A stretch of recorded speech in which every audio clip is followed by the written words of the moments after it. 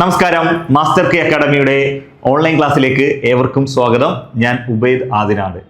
നമ്മൾ ഇന്ന് ചെയ്യാൻ പോകുന്നത് വരാനിരിക്കുന്ന കമ്പനി ബോർഡ് അസിസ്റ്റന്റ് എക്സാമിന് വേണ്ടിയുള്ള കുറച്ച് മാത്സ് ആൻഡ് മെന്റബിലിറ്റി ക്വസ്റ്റ്യൻസ് ആണ്.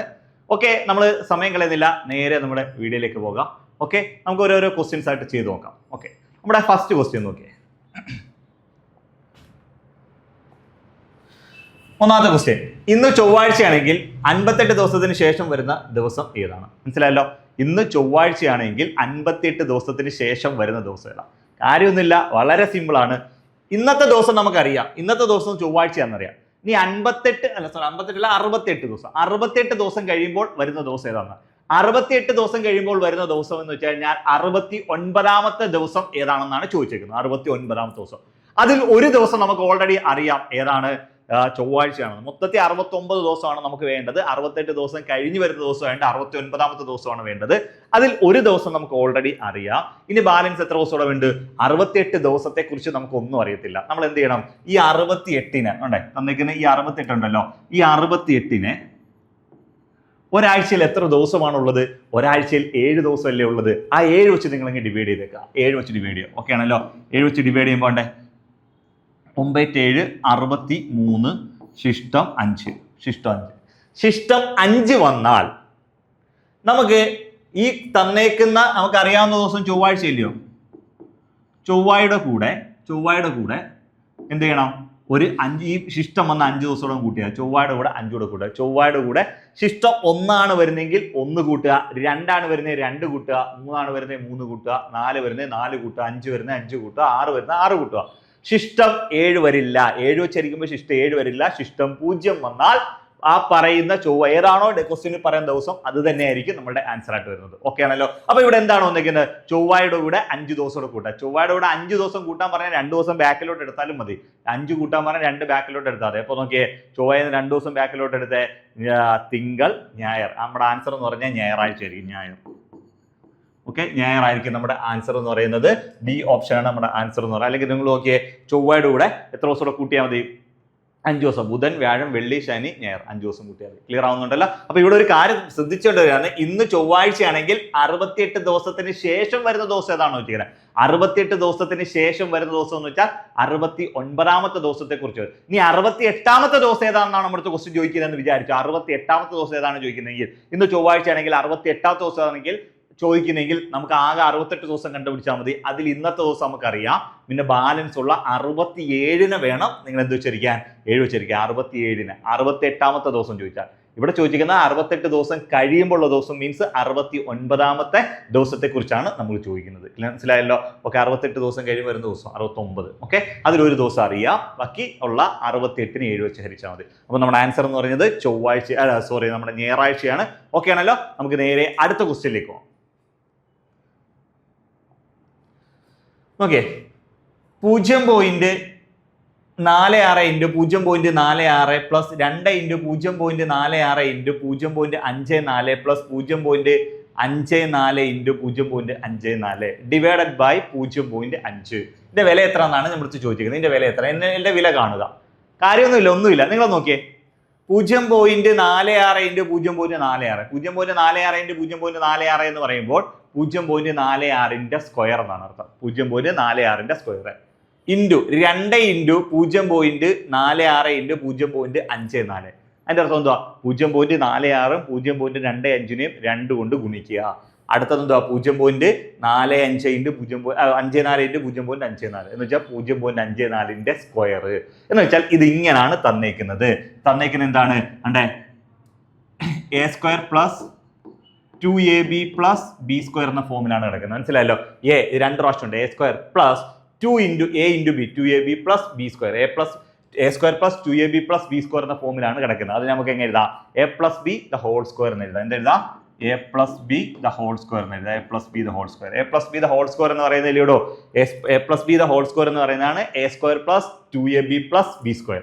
ഓക്കെ, അപ്പൊ നമുക്ക് നോക്കാം. ഇത് a 0.46 a 0.54 ബി. ഓക്കെ ആണല്ലോ. അപ്പൊ നമുക്ക് എങ്ങനെ എഴുതാം? 0.46 plus 0.54 0.46 plus 0.54 the whole square എന്ന് എഴുതാം. ദ ഹോൾ സ്ക്വയർ ബൈ 0.5 എന്ന് കൊടുക്കാം. 0.5 ഇത്രയും കാര്യം കിട്ടിയല്ലോ. അപ്പോൾ 0.46 0.54 പിന്നെ 46 പൈസയും 54 പൈസയുടെ കൂട്ടുമ്പോൾ 1 രൂപ നീട്ടത്തിൽ വിടൂ. 1ന്റെ സ്ക്വയർ ബൈ 0.5 ഓക്കെ ആണല്ലോ. ബൈ 0.5 1ന്റെ സ്ക്വയർ എത്ര തന്നെ 1 തന്നെ വരും. ബൈ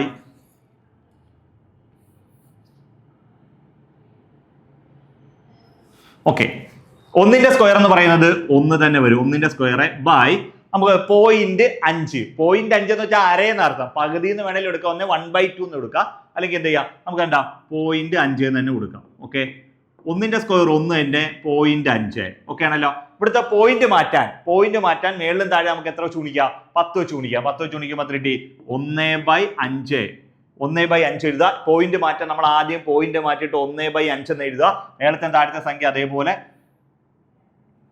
1/5 എന്ന് തന്നെ എഴുതുക. 1/5 എന്ന് തന്നെ എഴുതുക. ഓക്കെ ആണല്ലോ. എന്നതിന് ശേഷം പോയിന്റ് കുറവ് എവിടാന്ന് നോക്കുക. പോയിന്റ് കുറവ് എവിടാ? മുകളിലാണ്. താഴെ ഒരു സ്ഥാനത്തിന് പോയിന്റ് ഉണ്ട്, മേളിൽ പോയിന്റേ ഇല്ല.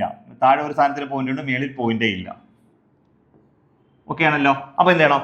പോയിന്റ് കുറവ് എവിടാണോ അവിടെ എത്ര സ്ഥാനത്തിന് കുറവുണ്ടോ നോക്കണം. ഇവിടെ ഒരു സ്ഥാനത്തിന്റെ കുറവ്, താഴെ ഒരു സ്ഥാനമുണ്ട്, മേളിൽ ഒന്നുമില്ല. ഒരു 0 മേളിൽ കൊടുക്കണം. എവിടാണോ കുറവ് അവിടെ എത്ര സ്ഥാനമുണ്ട് അത്രയും 0 കൊടുക്കും. അപ്പൊ 10ന് 5 വെച്ചിരിക്കുമ്പോൾ എത്ര ഇട്ടു? 2 എന്ന് കിട്ടും. നമ്മുടെ ആൻസർ എന്ന് പറയുന്നത് ബി ഓപ്ഷൻ ആണ്. 2 ആണ് നമ്മുടെ ആൻസർ എന്ന് പറയുന്നത്. ക്ലിയർ ആവുന്നുണ്ടോ? ഇനി ഇങ്ങനെ മേളിലും താഴെ 0 കൊടുക്കുന്ന സെറ്റപ്പ് ഒഴിവാക്കണമെങ്കിൽ നമുക്ക് മറ്റൊരു രീതിയുടെ ചെയ്യാം. ചെയ്യാന്ന് വെച്ചാൽ നമുക്ക് ഇവിടെ വരെ കിട്ടിയാൽ അണ്ടേ 1/0.5 1/0.5 നമുക്ക് എന്ത് എഴുതാം? 1/0.5 എന്ന് വെച്ചാൽ അരയെന്നർത്ഥം, പകുതി എന്നർത്ഥം. പകുതി നമുക്ക് എന്ത് എഴുതാം? 1/2 എന്ന് എഴുതാം. 1/2. അപ്പൊ എന്തുവാ? 1 ഡിവൈഡഡ് ബൈ 1/2 1/2. അപ്പൊ ഒരു ഭിന്നസംഖ്യ ഹരിക്കാൻ വന്നാൽ തിരിച്ചിട്ട് ഗുണിക്കണം. ഭിന്നസംഖ്യ ഹരിക്കാൻ വന്നാൽ തിരിച്ചിട്ട് ഗുണിക്കണം. അപ്പൊ തിരിച്ചിടുമ്പോൾ 2 മേളിലും പോകും, 1 താഴെയും വരും. ഒന്നുകൂടെ ക്യാൻസൽ ആയി പോകും. ആൻസർ 2 എന്നുള്ള ആൻസർ കിട്ടും. ഒന്നെങ്കിൽ നിങ്ങൾക്ക് എന്ത് എഴുതാം? 0.5 പകരം 1/2 എന്ന് എഴുതാം. അല്ലെങ്കിൽ 0.5 കൊടുത്തിട്ട് പോയിന്റ് മാറ്റാൻ മേളിൽ ഒരു 0 കൊടുത്തേച്ചാൽ മതി. എവിടാണോ കുറവ് അവിടെ പോയിന്റ് കുറവ് എവിടാണോ അവിടെ എത്ര സ്ഥാനത്തിന്റെ കുറവുണ്ടോ അത്രയും 0 മേളിൽ കൊടുത്താൽ അത് മേളിൽ ഒരു 0 കൊടുക്കും. 10/5 എന്ന് കിട്ടും. 10/5 എന്ന് വെച്ചാൽ 2 എന്നുള്ള ആൻസർ ആയിരിക്കും നമുക്ക് കിട്ടുന്നത്. ക്ലിയർ ആവുന്നുണ്ടല്ലോ? ഓക്കെ ആണല്ലോ. ഓക്കെ, അപ്പൊ നമ്മൾ അടുത്തൊരു ക്വസ്റ്റ്യനിലേക്ക് പോവാം. ഇതെല്ലാം ഓരോ പരീക്ഷയ്ക്ക് ഡിഗ്രി ലെവലിൽ എല്ലാം ചോദിച്ചിട്ടുള്ള പല പരീക്ഷകൾക്ക് ചോദിച്ചിട്ടുള്ള ക്വസ്റ്റ്യൻസ് ആണ്. ഓക്കെ, നേരെ നമുക്ക് അടുത്ത ക്വസ്റ്റ്യനിലേക്ക് പോകാം. ഓക്കെ, ഒരു വാട്ടർ ടാങ്കിൽ 10ഉം 1/2 ലിറ്റർ വെള്ളം ഒഴിച്ചപ്പോൾ ആ ടാങ്കിൽ 3/4 ഭാഗം നിറഞ്ഞു. ആ ടാങ്കിൽ നിറയാൻ വേണ്ട വെള്ളത്തിന്റെ അളവ് എത്ര? മനസ്സിലായല്ലോ? ഓക്കെ, ഒരു ടാങ്കിൽ 10/1/2 എന്ന് വെച്ചാൽ 10.5 ലിറ്റർ വെള്ളം ഒഴിച്ചപ്പോൾ, ഒരു ടാങ്കിൽ 10.5 ലിറ്റർ വെള്ളം ഒഴിച്ചപ്പോൾ അതിന്റെ എത്ര? 3/4 ഭാഗം എന്ന് വെച്ചാൽ മുക്കാൽ ഭാഗവും നിറഞ്ഞു. എങ്കിൽ ആ ടാങ്കിൽ മൊത്തത്തിൽ എത്ര ലിറ്റർ വെള്ളം കൊള്ളുമെന്നാണ് ചോദിച്ചത്. ഇനി എത്ര വേണമെന്നല്ല ചോദിച്ചിരിക്കുന്നത്. ആ ടാങ്ക് മൊത്തത്തിൽ എത്ര ലിറ്റർ വെള്ളമാണ് കൊള്ളുന്നത്, അതിന്റെ കപ്പാസിറ്റി എത്ര എന്നാണ് ചോദിച്ചിരിക്കുന്നത്. ക്ലിയർ ആവുന്നുണ്ടല്ലോ? ഓക്കെ, അപ്പൊ നമ്മൾ ഇത് എങ്ങനെ ചെയ്യുമെന്ന് വെച്ചാൽ കാര്യമൊന്നുമില്ല, വളരെ സിമ്പിളാ. ഇവ ഒറ്റ കാര്യമാണ്. ഇപ്പൊ അതിനകത്ത് എത്ര ലിറ്റർ വെള്ളം ഉണ്ടെന്ന് ആദ്യം നോക്കാം. ഇപ്പൊ എത്ര ലിറ്റർ വെള്ളം ഉണ്ടെന്ന് വെച്ച് കഴിഞ്ഞാൽ 10.5 ലിറ്റർ വെള്ളമാണുള്ളത്. 10.5 ലിറ്റർ. ഓക്കെ ആണല്ലോ? 10.5 ലിറ്റർ. ഈ 10.5 ലിറ്ററിനെ നമുക്കിത് മിക്സഡ് ഫ്രാക്ഷന് കിടക്കുക, അതിനെ ഇംപ്രോപ്പർ ഫ്രാക്ഷനിലേക്ക്, വിഷമ ഭിന്നത്തിലേക്ക് മാറ്റാൻ ഇത് ഗുണിച്ച് ഇത് കൂട്ടുക. നോക്കിയാണെ 10 × 2 20, 20 + 1 21, 21/2 കിട്ടും. മനസ്സിലായല്ലോ? ഇത് ഗുണിക്കുക, ഇത് കൂട്ടുക. ഈ 10 × 2 20, 20 + 1 21, 21/2 കിട്ടും. ക്ലിയർ ആവുന്നുണ്ടല്ലോ? 21/2. ഈ 21/2 എന്ന് പറയുന്നതാണ് ഇപ്പോൾ അതിനകത്തുള്ള വെള്ളം. അതെന്ന് പറയുന്നത് എത്ര? 3/4. 3/4 മുക്കാൽ ഭാഗത്തിന് തുല്യമാണ്. ഓക്കെ ആണല്ലോ? മുക്കാൽ ഭാഗത്തിന് തുല്യമാണ്. എങ്കിൽ അതിൽ മൊത്തം എത്ര ലിറ്റർ വെള്ളം കൊള്ളുമെന്ന് അറിയാൻ നമ്മൾ എന്ത് ചെയ്താൽ മതി? ഈ 21/2 ഹരിക്കണം. എന്തുകൊണ്ട്? 3/4 കൊണ്ട് ഹരിക്കണം. 3/4 കൊണ്ട് ഹരിക്കണം. ഭിന്നസംഖ്യ ഹരിക്കാൻ വന്നാൽ തിരിച്ചിട്ട് ഗുണിക്കുക. ഭിന്നസംഖ്യ ഹരിക്കാൻ വന്നാൽ തിരിച്ചിട്ട് ഗുണിക്കുമ്പോൾ എന്തുണ്ട്? 21/3 ഇൻറ്റു തിരിച്ചിടുമ്പോൾ 4 മേളിലും പോവും, 3 21/2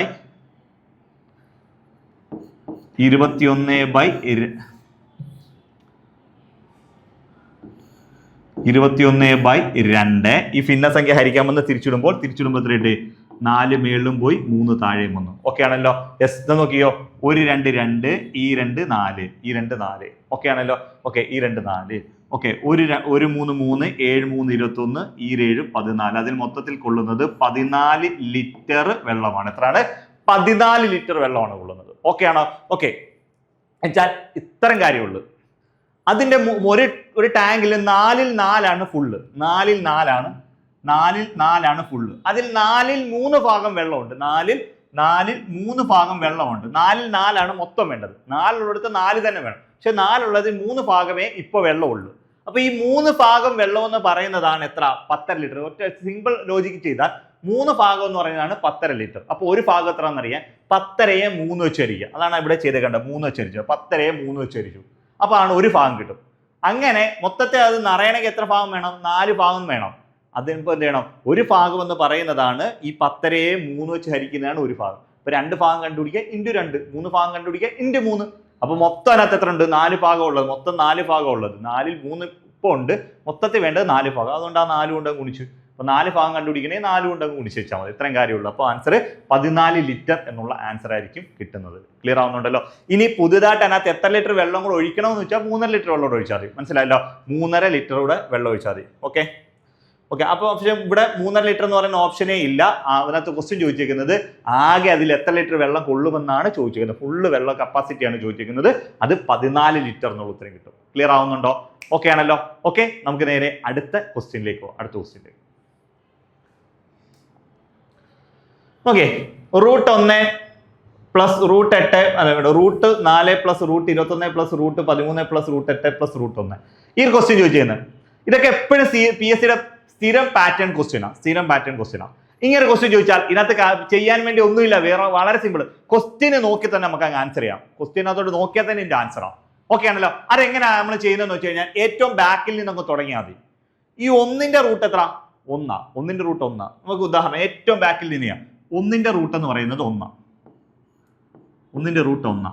ഈ 1 വന്ന എന്തോ അതിന്റെ മുകളിലൂടെ ഒരു പോകുന്നുണ്ട്. എന്താണ്? ഒരു 8 പ്ലസ് ഇതിനകത്തോട്ട് 8 പ്ലസിനകത്തോട്ടാണ് ഈ 1ന്റെ റൂട്ട് 1 എഴുതുന്നത്. 8 പ്ലസ് 1 എന്ന് എഴുതും. 8 പ്ലസ് 1 എന്ന് വെച്ചാൽ എത്ര കിട്ടും? 9 എന്ന് കിട്ടും. 9ന്റെ റൂട്ട് എത്ര കിട്ടി? 3 എന്ന് കിട്ടും. 9ന്റെ റൂട്ട് 3.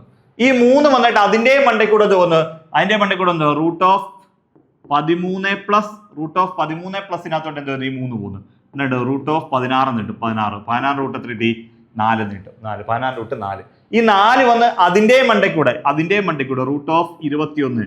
ആ 21നകത്തോട്ടാണ് ഈ 4 വരും. 4 21 4 കുടുംബത്തിൽ കിട്ടി 25. 25ന്റെ റൂട്ട് എത്ര കിട്ടി? 5 എന്ന് കിട്ടി. 25ന്റെ റൂട്ട് 5. 5 വന്ന എന്തോ അതിന്റെ മണ്ടയിൽ കൂടെ പോകുന്ന ഒരു എന്താണ്? അതിന്റെ മേളിൽ കൂടെ പോകുന്ന √4 പ്ലസിനകത്തോട്ട് വന്ന് 5 വീഴും. 5 4 കുടുംബത്തിൽ കിട്ടും 9 കിട്ടും. 9ന്റെ റൂട്ട് എന്ന് പറയുന്നത് 3 ആണ്. നമ്മുടെ ഫൈനൽ ആൻസർ എന്ന് പറയുന്നത് 3 എന്ന് കിട്ടി. ക്ലിയർ ആവുന്നുണ്ടോ? ഇത്രയും ഒന്നും ചെയ്യണ്ട, ഞാൻ ജസ്റ്റ് ഒന്ന് പറഞ്ഞത് മാത്രമേ ഉള്ളൂ. ഇത് കാര്യമൊന്നുമില്ല, വളരെ സിമ്പിൾ. വളരെ എന്ന് വെച്ചാൽ വളരെ സിമ്പിൾ ആയിട്ടുള്ള ക്വസ്റ്റ്യൻ. ഓക്കെ, അപ്പൊ ആദ്യം നമ്മൾ ചെയ്യേണ്ടത് 1ന്റെ റൂട്ട് ഏറ്റവും ബാക്കിൽ നിന്ന് തുടങ്ങുക. 1ന്റെ റൂട്ട് എന്ന് വെച്ചാൽ 1. ആ 1 വന്ന് നേരെ റൂട്ട് 8 പ്ലസിനകത്തോട്ട് 8 പ്ലസ് 1 എന്ന് വെച്ചാൽ 9. 9ന്റെ റൂട്ട് എത്ര? 3. ആ 3 വന്ന് അതിന്റെ മേളിൽ കൂടെ പോകുന്ന 13 പ്ലസ് 3 ആയിട്ട് 13 പ്ലസ് 3 വെച്ചാൽ 16. 16 റൂട്ട് എത്ര കിട്ടി?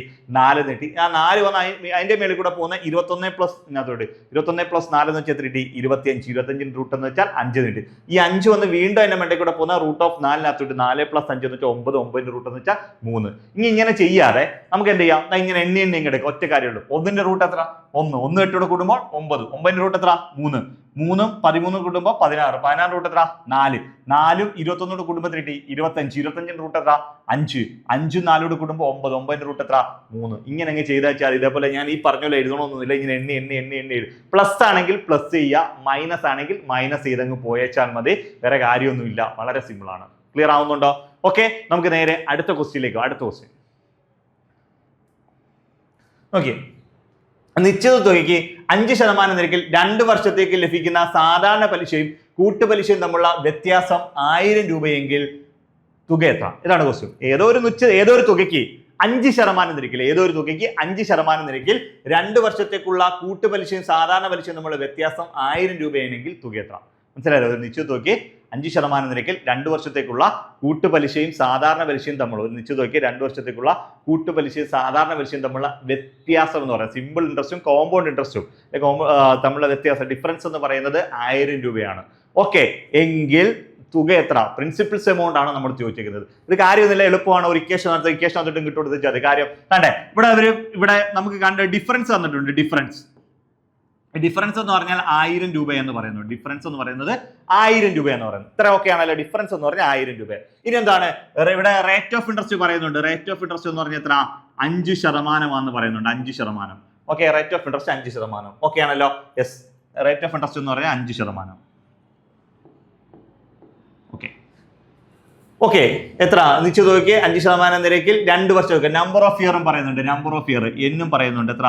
2 വർഷം എന്ന് പറയുന്നുണ്ട്. ഓക്കെ, ഇത്രയും കാര്യം ഓക്കെ ആണല്ലോ. ഓക്കെ, അപ്പൊ നമുക്ക് ഇത് എങ്ങനെ ചെയ്യാൻ പറ്റുമെന്ന് വെച്ച് കഴിഞ്ഞാൽ നമുക്ക് വളരെ എളുപ്പത്തിൽ നമുക്ക് ഇതിന്റെ ആൻസർ ചെയ്യാം. ഇത് ചെയ്യുന്ന ഒരു ഇക്വേഷൻ ഉണ്ട്. പ്രിൻസിപ്പൽസ് എമൗണ്ട് പി കണ്ടുപിടിക്കാനുള്ള ഇക്വേഷൻ എന്ന് വെച്ചാൽ D into 100/r the whole square. 2 വർഷത്തേക്കുള്ള കൂട്ടുപലിശയും സാധാരണ പലിശയും തമ്മിലുള്ള വ്യത്യാസം തന്നാൽ മുതൽ കണ്ടുപിടിക്കാനുള്ള ഇക്വേഷൻ എന്തുവാ? P equal to D into 100/r the whole square ആണ്. അപ്പോൾ പി ഈക്വൽ ടു ഡി എന്ന് പറഞ്ഞാൽ 1000 രൂപയാണ്. ഡിഫറൻസ് എന്ന് വെച്ചാൽ 1000 രൂപയാണ്. ഇൻറ്റു 100/100 റേറ്റ് ഓഫ് ഇൻട്രസ്റ്റ് എന്ന് വെച്ചാൽ എത്ര? 5 the whole square എന്ന് എഴുതാം. ഓക്കെ ആണല്ലോ. 1000 ഇൻറ്റു ഓക്കെ ആണല്ലോ. നമുക്ക് എന്താ?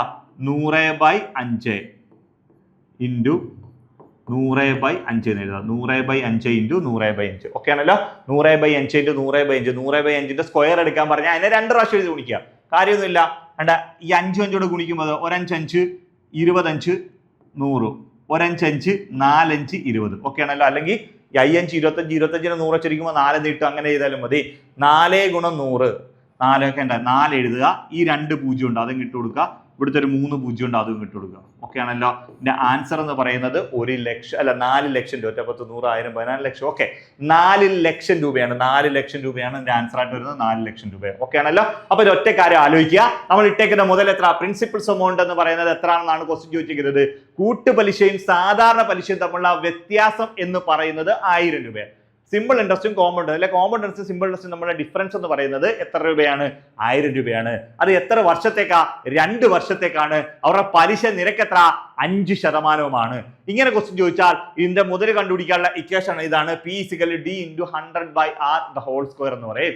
ഓക്കെ, പ്രിൻസിപ്പൽസ് എമൗണ്ട് എന്ന് പറയുന്നത് difference into 100/r the whole square എന്ന് പറയും. ഓക്കെ, ഡിഫറൻസ് എന്ന് പറഞ്ഞാൽ 1000/100 ഇൻറ്റു 100 റേറ്റ് ഓഫ് ഇൻട്രസ്റ്റ് 5 ആണ്. 5ന്റെ സ്ക്വയർ. ഇപ്പൊ 100/5നെ 2 പ്രാവശ്യം എഴുതി ഗുണിക്കുക. 100/5 ഇൻറ്റു 100/5. ഇവിടെ വെട്ട് 1 5 5 25 100 1 5 4 5 20 4 × 100 400 400 × 1000 എന്ന് വെച്ചാൽ 4 ലക്ഷം എന്നുള്ള ഉത്തരം കിട്ടും. ഓക്കെ, ഇത്രയേ ഉള്ളൂ. വളരെ സിമ്പിൾ ആണ് ഇത് ചെയ്യാൻ. ഓക്കെ ആണല്ലോ. ഓക്കെ, നമുക്ക് നേരെ അടുത്ത ക്വസ്റ്റ്യനിലേക്ക് പോകാം. അടുത്ത ക്വസ്റ്റ്യൻ, നെക്സ്റ്റ് ക്വസ്റ്റ്യൻ നോക്കിയേ. നെക്സ്റ്റ് ക്വസ്റ്റ്യൻ നമ്മുടെ പിന്നെ ഒരു കച്ചവടക്കാരൻ 1500 രൂപയ്ക്ക് വാങ്ങിയ ഫാൻ 20% കൂട്ടി പരസ്യവിലിട്ട് ഇട്ട ശേഷം 10% ഡിസ്കൗണ്ടിൽ വിൽക്കുന്നു എങ്കിൽ ലാഭശതമാനം എത്രയാണ്? ലാഭശതമാനം. ഇതാണ് ക്വസ്റ്റ്യൻ. കാര്യമൊന്നുമില്ല, വളരെ സിമ്പിൾ ആയിട്ടുള്ള ഒരു ക്വസ്റ്റ്യൻ ആണ്. അപ്പൊ നിങ്ങൾ നോക്കണം, ഒരു കച്ചവടക്കാരൻ എന്ന് പറയുന്നത് ഇതാണ്. ഒരു കച്ചവടക്കാരൻ 1500 രൂപയ്ക്ക് ഒരു ഫാൻ വാങ്ങും. ഓക്കെ, ക്വസ്റ്റ്യൻ അത്യാവശ്യം ഒരു മിസ്റ്റേക്ക് ആയിട്ട് അത് എഴുതി വെക്കും, കുഴപ്പമില്ല. 1500 രൂപയ്ക്ക് ഒരു ഫാൻ വാങ്ങി. എന്നതിന് ശേഷം എന്ത് ചെയ്യും? അയാൾ 20% അതിന് വില കൂട്ടിയെങ്കിലും 20% വില കൂട്ടിയിട്ടതിന് ശേഷം പിന്നീട് 10% എന്ത് ചെയ്യും? വില കുറച്ചു കൊടുത്താൽ അയാൾക്ക് ഈ കച്ചവടത്തിൽ കിട്ടുന്നത് ലാഭമാണോ നഷ്ടമാണോ? ലാഭശതമാനം എത്ര എന്നാണ് ചോദിച്ചിരിക്കുന്നത്. ഓക്കെ ആണല്ലോ. യെസ്, ഇങ്ങനെ ക്വസ്റ്റ്യൻ ചോദിക്കുമ്പോൾ ശതമാനം മാത്രമേ ചോദിച്ചിട്ടുള്ളതുണ്ട്. നമുക്ക് എന്താ ഈ 1500 എഴുതിയില്ലേലും കുഴപ്പമൊന്നുമില്ല. ശതമാനം മാത്രമേ ചോദിച്ചിട്ടുള്ള 1500 എഴുതിയില്ലേലും കുഴപ്പമില്ല. നമുക്ക് പെട്ടെന്ന് എന്ത് ചെയ്യാൻ പറ്റും? നമുക്ക് ആൻസർ കണ്ടുപിടിക്കാൻ പറ്റും. ഇനി പുതിയ വില എത്ര, അല്ലെങ്കിൽ എത്ര രൂപയ്ക്ക് വിറ്റു, അല്ലെങ്കിൽ ഇപ്പൊ എത്ര രൂപയ്ക്കാണ് ഡിസ്കൗണ്ട് അനുവദിച്ച വിറ്റെന്ന് പറയുമ്പോൾ 1-2 സ്റ്റെപ്പ് കൂടെ അധികം വരും. കാര്യമൊന്നുമില്ല. ഓക്കെ, അപ്പൊ നിങ്ങൾ മനസ്സിലാക്കേണ്ട ഒന്നാമത്തെ പോയിന്റ് എന്ന് പറയുന്നത് ഏത് സാധനത്തിന്റെയും യഥാർത്ഥ വില എന്ന് പറയുന്നത് 100%. ഏത് സാധനത്തിന്റെ യഥാർത്ഥ വില 100%. ഓക്കെ ആണല്ലോ. അത് 10% ലാഭം കിട്ടിയെന്ന് പറഞ്ഞാൽ 10% ലാഭം കിട്ടിയെന്ന് പറഞ്ഞാൽ അതിന്റെ അർത്ഥം അത് 110% എന്ന 10% ലാഭം കിട്ടിയാൽ 110%. 20% ലാഭം കിട്ടിയെന്ന് പറഞ്ഞാൽ അത് 120%. 30% ലാഭം കിട്ടിയെന്ന് വെച്ചാൽ അത് 130%. 10% നഷ്ടം സംഭവിച്ചു എന്ന് പറഞ്ഞാൽ അത് 90%. 20% നഷ്ടം സംഭവിച്ചു എന്ന് വെച്ചാൽ അത് 80%. 30% നഷ്ടം സംഭവിച്ചു എന്ന് വെച്ചാൽ അത് 70%. ഓക്കെ ആണല്ലോ. യെസ്, അപ്പൊ നിങ്ങൾ നോക്കണം, അതിന്റെ എപ്പോഴും യഥാർത്ഥ വില എന്ന് പറയുന്നത് എപ്പോഴും എത്ര ശതമാനമാണ്? 100%. യഥാർത്ഥ വില എന്ന് പറഞ്ഞാൽ 100%. ഓക്കെ, അത് 10% ലാഭം കിട്ടിയാൽ അത് എത്ര ശതമാനമാവും? 110%. അപ്പൊ യഥാർത്ഥ വില 100 ആണ്. 10% ലാഭം കിട്ടുമ്പോൾ അത് എത്രയായേ 110% അപ്പൊ നിങ്ങൾ ഒരു കാര്യം മനസ്സിലാക്കുക, ഇയാൾ വാങ്ങിക്കൊണ്ട് വന്ന സാധനം എന്ന് പറയുന്നത് 1500 രൂപ വിലയുള്ള സാധനം എന്ന് പറയുന്നത് 100% പ്രൈസ് ആണ്, അയാൾക്ക് കിട്ടിയ പ്രൈസ്. ഇതിനകത്ത് എന്ത് ചെയ്യുന്നു? ഒരു 20% വില കൂട്ടിയിടുന്നു. ഇപ്പൊ ഞാനാണ് ഒരു കച്ചവടക്കാരൻ എന്ന് വിചാരിച്ചു, ഞാൻ 1500 ഒരു ഫാൻ വാങ്ങിക്കൊണ്ട് വന്നതിന് ശേഷം ഞാൻ എന്ത് ചെയ്യും? ഒരു 20% വില കൂട്ടി അങ്ങിടും, 20% വില കൂട്ടിയിടും. അത് ചുരുകൂടെ വില കൂട്ടിയിട്ട് അപ്പൊ നോക്കിയാൽ 1500ന്റെ 20% വില കൂട്ടുന്ന വെച്ചാൽ 300 രൂപ എന്ന് കിട്ടും. 300 രൂപ കൂട്ടി 1800 എന്ന് വില ഇടും. നിങ്ങൾ വന്നിട്ട് ചോദിക്കും ഫാനിന്റെ വില എത്ര നോക്കി, ഞാൻ പറയും 1800 രൂപയെന്ന് പറയും. ഈ 1000 അപ്പൊ നിങ്ങൾ ഒരു 1800 രൂപയ്ക്ക് അത്ര വിലയെന്ന് കുറയത്തില്ല. അപ്പൊ ഒരു കാര്യം ഞാൻ പറയും 10% ഡിസ്കൗണ്ട് അനുവദിക്കുക ഉണ്ട് എന്ന് പറയും. എന്നിട്ട് 1800 നിന്നും നിങ്ങൾ എന്ത് ചെയ്യും? 10% വില കുറച്ച് 1800 നിന്ന് 10% വില കുറച്ച് കൊടുക്കും. ക്ലിയർ ആവുന്നുണ്ടല്ലോ? ഓക്കെ. അല്ലാതെ ഒരിക്കലും 1500 നിന്ന് വില കുറച്ച് കൊടുക്കത്തില്ല. എപ്പോഴും ഒരു വ്യക്തിക്ക് ഡിസ്കൗണ്ട് അനുവദിക്കുന്നത് എന്ന് പറഞ്ഞത് പരസ്യ വിലയിൽ നിന്നായിരിക്കും ഡിസ്കൗണ്ട് അനുവദിക്കുന്നത്. ഒരിക്കലും എന്താണ് യഥാർത്ഥ വിലയിൽ നിന്ന് ഡിസ്കൗണ്ട് കൊടുക്കത്തില്ല. യഥാർത്ഥ വിലയിൽ ഡിസ്കൗണ്ട് കൊടുത്താൽ അയാൾക്ക് അത് നഷ്ടമായിരിക്കും. വില കൂട്ടിയിടുന്നതിന് നമ്മൾ ഒരു സാധനം ഇന്ന വിലക്ക് മേടിച്ചിട്ട് ആ വില കൂട്ടിയിടുന്നതിന് നമ്മൾ പരസ്യവില എന്ന് പറയുന്നത്. ആ പരസ്യവിലയിൽ നിന്ന് എപ്പോഴും എന്ത് ചെയ്യാറുള്ളൂ? ഡിസ്കൗണ്ട് അനുവദിക്കാറുള്ളൂ. ഇത്രയും വരെ ഓക്കെ ആണല്ലോ? ഓക്കെ. അപ്പൊ നമുക്ക് ഇനി നേരെ കാര്യത്തിലേക്ക് പോവാം. അയാൾ നമ്മൾ ഈ 1500 എടുക്കുകയേ വേണ്ട, നമുക്ക് ശതമാനം കണ്ടുപിടിക്കേണ്ട, 1500 എടുക്കുകയേ വേണ്ട. അപ്പൊ അയാൾക്ക് കിട്ടിയ പ്രൈസ് എന്ന് പറഞ്ഞാൽ 100% പ്രൈസ് ആണല്ലോ. എന്ത് ചെയ്യുന്നുണ്ട്? 20% അയാൾ എന്ത് ചെയ്തു? 20% ഫാനിന്റെ വില കൂട്ടിയിടുന്നുണ്ട്. പരസ്യവില ഇട്ട ശേഷം മനസ്സിലായല്ലോ. 20% വില കൂട്ടിയിടുമെന്ന് വെച്ച് കഴിഞ്ഞാൽ എത്രയാണ്? 120% വിലയാണ് അയാൾ ഇപ്പോൾ ഇട്ടേക്കുന്നത്. എത്രയാണ്? 120% വില അയാൾ ഇപ്പോൾ ഇട്ടിട്ടുണ്ട്. എന്നതിന് ശേഷം ഈ 120% എന്ന് പറഞ്ഞാൽ 1500ന്റെ 20% 300 വരും, 1800 രൂപ എന്ന് വില ഇട്ടേക്കുന്നത്. ഈ 1800 പകരമായിട്ടുള്ള ഒരു വിലയാണ് ഞാൻ 120% എന്ന് ഇട്ടേക്കുന്നത്. ഇത്ര വരെ ഒക്കെ ആണല്ലോ? നിങ്ങൾ വന്ന് എന്നോട് ചോദിക്കുക ഈ ഫാനിന്റെ വില എത്ര? ഞാൻ പറയും 1800, അല്ലെങ്കിൽ 120% ഈ വില, ഈ കിടക്കുന്ന വില എത്രയാണോ അതാന്ന് പറയും. അപ്പൊ പറയും ഇതിന് വില വല്ലതും കുറയോ? ഞാൻ പറയും ഒരു 10% ഡിസ്കൗണ്ട് എന്ന് പറയും. അപ്പൊ എന്ത്? ഇതിനകത്ത് ഈ കിടക്കുന്ന വില ഏതാണോ അതിൽ നിന്ന് നിങ്ങൾക്ക് ഒരു 10% വില കുറയ്ക്കാൻ കഴിയും. 10% വില കുറയ്ക്കുക എന്ന് പറഞ്ഞാൽ എൻ്റെ അർത്ഥം 90% വിലയ്ക്കായിരിക്കും നിങ്ങൾക്ക് സാധനം തരുന്നത്. 90%. മനസ്സിലായല്ലോ? 90%. ഓക്കെ ആണല്ലോ? അപ്പോൾ 120/100 ഇൻറ്റു 90/100. മനസ്സിലായല്ലോ? 90% പ്രൈസിനായിരിക്കും നിങ്ങൾക്ക് സാധനം തരുന്നത്. ഓക്കെ ആണല്ലോ? അപ്പൊ ഈ കിട്ടുമ്പോൾ, ഇത് ചെയ്യുമ്പോൾ കിട്ടുന്ന വില എത്ര ആണോ അതായിരിക്കും അയാൾക്ക് ആ കച്ചവടത്തിലൂടെ കിട്ടുന്നത്. കച്ചവടത്തിന് അയാൾ വിൽക്കുന്ന വില എന്ന് പറയുന്നത്. അപ്പൊ നമ്മൾ ഈ 1500 എടുക്കാത്തത് കൊണ്ട് നമ്മൾ ഇത് മാത്രം ഇട്ട് ചെയ്യുക. വളരെ സിമ്പിൾ ആയിട്ട് ചെയ്യാം. ഇങ്ങനെ ചെയ്യാം. അപ്പൊ എന്താ? 20% ലാഭം വില കൂട്ടി 120, എന്നിട്ട് 10% ഡിസ്കൗണ്ട് അനുവദിച്ചു 90. ഇത്രയും വരെ ചെയ്യാം. ഓക്കെ ആണല്ലോ? ഓക്കെ. അപ്പൊ ഇത് ചെയ്യുമ്പോൾ നിങ്ങൾക്ക് കിട്ടുന്നത് ഒരു ശതമാനം, ഉദാഹരണം ഒരു 125% ഒന്ന് കിട്ടിയെന്ന് വിചാരിച്ചു. ചുമ്മാ ഒരു ഉദാഹരണം പറയാം. 125% കിട്ടിയ ഈ 125ന്റെ താഴെ ഒരു 100 കാണും. ഈ 125/100 എന്നൊരു കിട്ടുമെന്ന് വിചാരിച്ചു. ഇപ്പൊ താഴത്തെ ഒരു 100 കിടക്കാൻ കാണാൻ ലുക്കില്ലാത്തതുകൊണ്ട് നമുക്ക് എന്ത് ചെയ്യാം? ഒരു 100 കൊണ്ട് ഇതിനെ ഗുണിക്കാം. ഗുണിക്കുമ്പോൾ ഈ 100 കൂടെ ക്യാൻസൽ ആയിപ്പോ. അപ്പൊ എന്താണ്? നമുക്ക് എന്ത് എഴുതാം? 125% എന്ന് എഴുതാം. 125% എന്ന് എഴുതാം. എന്ന് പറയുന്ന പോലെ ഇത് ചെയ്യുമ്പോൾ ഇതിന്റെ താഴെ ഒരു 100 വന്ന് നിൽക്കും. ആ 100നെ ഒഴിവാക്കാൻ നമ്മൾ ഇൻറ്റു 100 ഇൻറ്റു 100. ഓക്കെ ആണല്ലോ? ഇത് 100. ഓക്കെ. യെസ്, ഇത് ചെയ്തു. ഓക്കെ. നമുക്കിത് നോക്കാം. നോക്കിക്കോ. ഈ 100ഉം ഈ 100 കൂടെ ക്യാൻസൽ ആയി പോയി. ഈ 0 ഈ 0 ക്യാൻസലായി. ഈ 0 ക്യാൻസലായി. 12 × 9 എന്ന് വെച്ചാൽ എത്ര കിട്ടും? 108 എന്ന് കിട്ടും. 108%. താഴത്തെ 100 പോയത് കൊണ്ട് നമ്മൾ 100 വെച്ച് ഹരിച്ചു, 100നെ ഒഴിവാക്കിക്കൊണ്ട് നമ്മൾ ശതമാനത്തിന്റെ സൈനം കൊടുത്ത്, പെർസെന്റേജ് സൈനം എന്ന് വെച്ച് കൊടുത്തു. അപ്പൊ നമുക്ക് കിട്ടി 108% എന്ന് കിട്ടി. എന്ന് വെച്ചാൽ ഈ കച്ചവടം കഴിയുമ്പോൾ നമുക്ക് കിട്ടുന്നത്, അല്ലെങ്കിൽ ആ കച്ചവടക്കാരന് കിട്ടുന്നത്, അയാൾ വാങ്ങിയ പ്രൈസിന്റെ 108%. വാങ്ങിയ പ്രൈസ് എത്രയാണോ, അല്ലെങ്കിൽ വാങ്ങിയ വിലയുടെ എത്രയാണോ അതിന്റെ 108% അയാൾക്ക് തിരിച്ചിട്ടിട്ടുണ്ട്. 100% അയാളുടെ യഥാർത്ഥ വില എന്ന് പറയുന്നത്. അത് 108% തിരിച്ചു കിട്ടിയെന്ന് വെച്ചാൽ 8% അധികം കിട്ടിയിട്ടുണ്ടെന്ന്. 8% അധികം കിട്ടുമെന്ന് വെച്ചാൽ അയാൾക്ക് ലാഭം കിട്ടിയെന്നല്ലേ അർത്ഥം. 8% അധികം കിട്ടിയെന്ന് വെച്ചാൽ 8% ലാഭം. അപ്പൊ എന്ത് കിട്ടി? 108 - 100 എന്ന് പറഞ്ഞാൽ എത്ര കിട്ടി? 8% എന്ന്. അപ്പൊ ഈ കച്ചവടം കഴിഞ്ഞപ്പോൾ കിട്ടിക്കുന്ന ലാഭം എന്ന് പറഞ്ഞാൽ 8% എന്ന് കിട്ടി. ഇത്രയും വരെ ഓക്കെയാണോ? 8% ലാഭം. നിങ്ങൾ ഒറ്റ കാര്യം മാത്രം ആലോചിക്കുക, യഥാർത്ഥ വില എപ്പോഴും എത്ര ശതമാനമാണ്?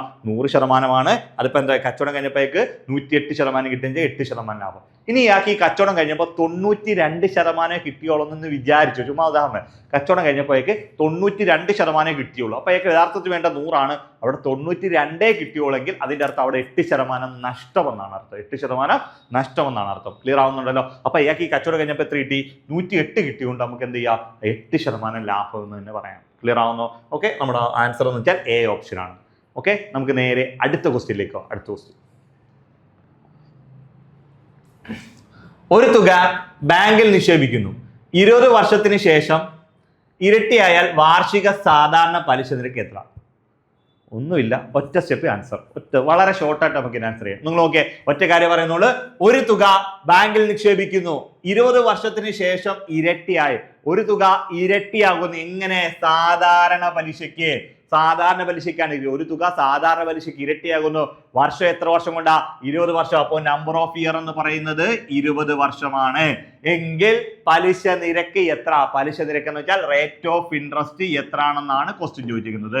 റേറ്റ് ഓഫ് ഇൻട്രസ്റ്റ് ഓക്കെ ആണല്ലോ? അപ്പൊ ഒരു തുക സാധാരണ പലിശയ്ക്ക് ഇരട്ടിയാകുന്നുണ്ടെന്ന് പറയുന്നു, എങ്കിൽ പലിശ നിരക്ക് എത്ര? Rate of interest. നമ്മൾ റേറ്റ് ഓഫ് ഇൻട്രസ്റ്റ് ആണ് കണ്ടുപിടിക്കുന്നതെങ്കിൽ ഒരു തുക സാധാരണ പലിശയ്ക്ക് ഇരട്ടിയാകുന്നു എന്നാണ് പറയുന്നതെങ്കിൽ 100നെ തന്നേക്കുന്ന നമ്പർ ഓഫ് ഇയർ വെച്ച് ഹരിച്ചാൽ മതി. 100നെ തന്നേക്കുന്ന ഒരു തുക സാധാരണ പലിശയ്ക്ക് ഇരട്ടിയാകുന്നു എന്ന് പറഞ്ഞാൽ റേറ്റ് ഓഫ് ഇൻട്രസ്റ്റ് കണ്ടുപിടിക്കാൻ 100നെ തന്നേക്കുന്ന നമ്പർ ഓഫ് ഇയർ വെച്ച് ഹരിച്ചാൽ മതി. ഇനി നമ്പർ ഓഫ് ഇയർ ആണ് നമുക്ക് കണ്ടുപിടിക്കണമെങ്കിൽ 100നെ തന്നേക്കുന്ന റേറ്റ് ഓഫ് ഇൻട്രസ്റ്റ് വെച്ച് ഹരിച്ചാൽ മതി. നമ്പർ ഓഫ് ഇയർ ആണ് കണ്ടുപിടിക്കുന്നെങ്കിൽ 100നെ തന്നേക്കുന്ന റേറ്റ് ഓഫ് ഇൻട്രസ്റ്റ് വെച്ച് ഹരിച്ചു വെച്ചാൽ മതി. ഇത്രയും കാര്യം ഓക്കെ ആണല്ലോ? ഓക്കെ, അപ്പൊ ഒരു തുക സാധാരണ പലിശയ്ക്ക് ഇരട്ടിയാകുന്നു എന്ന് പറഞ്ഞാൽ പലിശ നിരക്ക് കണ്ടുപിടിക്കണമെങ്കിൽ 100നെ നമ്പർ ഓഫ് ഇയർ വെച്ച് ഹരിക്കണം. നമ്പർ ഓഫ് ഇയർ കണ്ടുപിടിക്കണമെങ്കിൽ 100നെ റേറ്റ് ഓഫ് ഇൻട്രസ്റ്റ് വെച്ച് ഹരിച്ചു വെച്ചാൽ മതി. ഇരട്ടിയുടെ കേസാണ്. ഓക്കെ ആണല്ലോ? അപ്പൊ നമുക്ക് നോക്കാം ഇവിടെ എന്ത് ചെയ്യാം. ഇവിടെ ഇരട്ടിയുടെ കേസ് വരുമ്പോൾ നമുക്ക് എന്ത് ചെയ്യാം നോക്കിയേ. Okay, 100 divided by number of year. Number of year എന്ന് വെച്ചാൽ 20 എന്ന് എഴുതാം. 100/20 എന്ന് എഴുതാം. ഈ 0 വിട്ട് 20 10 2 വെച്ചിട്ട് 5 എന്ന് ഇട്ട് ആൻസർ 5% അവിടുത്തെ പലിശ നിരക്ക് എന്ന് പറയുന്നത് 5%. സി ഓപ്ഷൻ ആണ് ആൻസർ എന്ന് പറയുന്നത്. ക്ലിയർ ആവുന്നുണ്ടല്ലോ? ഒരു തുക സാധാരണ പലിശയ്ക്ക് ഇരട്ടിയാകുന്നു എന്ന് പറഞ്ഞാൽ പലിശ നിരക്ക് കണ്ടുപിടിക്കാൻ 100നെ നമ്പർ ഓഫ് ഇയർ വെച്ച് ഹരിക്കുക. വർഷം കണ്ടുപിടിക്കാൻ 100നെ റേറ്റ് ഓഫ് ഇൻട്രസ്റ്റ് വെച്ചും ഹരിക്കുക. ഇനി 3 മടങ്ങാണ്, ഇരട്ടിക്ക് പകരം 3 മടങ്ങാണെങ്കിൽ ഈ 100ന് പകരം നിങ്ങൾ 200 എഴുതിയാൽ മതി. 4 മടങ്ങാണെങ്കിൽ നിങ്ങൾ 300 എഴുതിയാൽ മതി. 5 മടങ്ങെന്ന് പറഞ്ഞാൽ നിങ്ങൾ 400 എഴുതിയാൽ മതി. 6 മടങ്ങെന്ന് പറഞ്ഞാൽ നിങ്ങൾ 500 എഴുതിയാൽ മതി. 10 മടങ്ങെന്ന് പറഞ്ഞാൽ ഇവിടെ 900 എന്ന് എഴുതിയാൽ മതി. ബാക്കിയല്ലേ ഇതേപോലെ നമ്പർ ഓഫ് ഇയറും റേറ്റ് ഓഫ് ഇൻട്രസ്റ്റിനകത്തും മാറ്റമൊന്നുമില്ല. 100/n 100/r എന്ന് പറയാം. 200/n 200/r, 300/n 300/r. ഈ രീതി അങ്ങ് ഫോളോ ചെയ്ത് വെച്ചാൽ മതി, നിങ്ങൾക്ക് ചെയ്യാൻ പറ്റും. ക്ലിയർ ആവുന്നുണ്ടോ? ഓക്കെ ആണല്ലോ? ഓക്കെ, നമുക്ക് നേരെ അടുത്ത ക്വസ്റ്റ്യനിലേക്കോ. അടുത്ത ക്വസ്റ്റ്യൻ ഓക്കെ, വില കാണുക. 1 - 1/5 1 - 1 × 1 - 1/6 × 1 - 1/7 എക്സെട്ര 1 - 1/100. ഇതാണ് ക്വസ്റ്റ്യൻ ചോദിച്ചിരിക്കുന്നത്. ഇങ്ങനെ ഒരു ക്വസ്റ്റ്യൻ ചോദിച്ചാൽ നിങ്ങൾ ഇവിടെ പ്രത്യേകിച്ച് ചെയ്യേണ്ട, നമുക്ക് എളുപ്പത്തിൽ ചെയ്യാൻ പറ്റുന്ന ഒരു കാര്യം ഞാൻ പറഞ്ഞുതരാം. ഓക്കെ, നമ്മൾ ഇത് ഇവിടെ ഒരെണ്ണം മാത്രം ഞാൻ സ്റ്റെപ്പായിട്ട് ഒന്ന് ചെയ്ത് കാണിച്ചു തരാം. ഒറ്റ ഒരെണ്ണം മാത്രം, ബാക്കിയൊന്നും നമ്മൾ അങ്ങോട്ട് ചെയ്യുന്നില്ല. നിങ്ങൾക്ക് മനസ്സിലാകാൻ വേണ്ടി ഒരു കാര്യം പറയാം. 1 - 1/5 1 - 1/5 ഓക്കെ ആണല്ലോ? ഇങ്ങനൊരു ക്വസ്റ്റ്യൻ തരുമ്പോൾ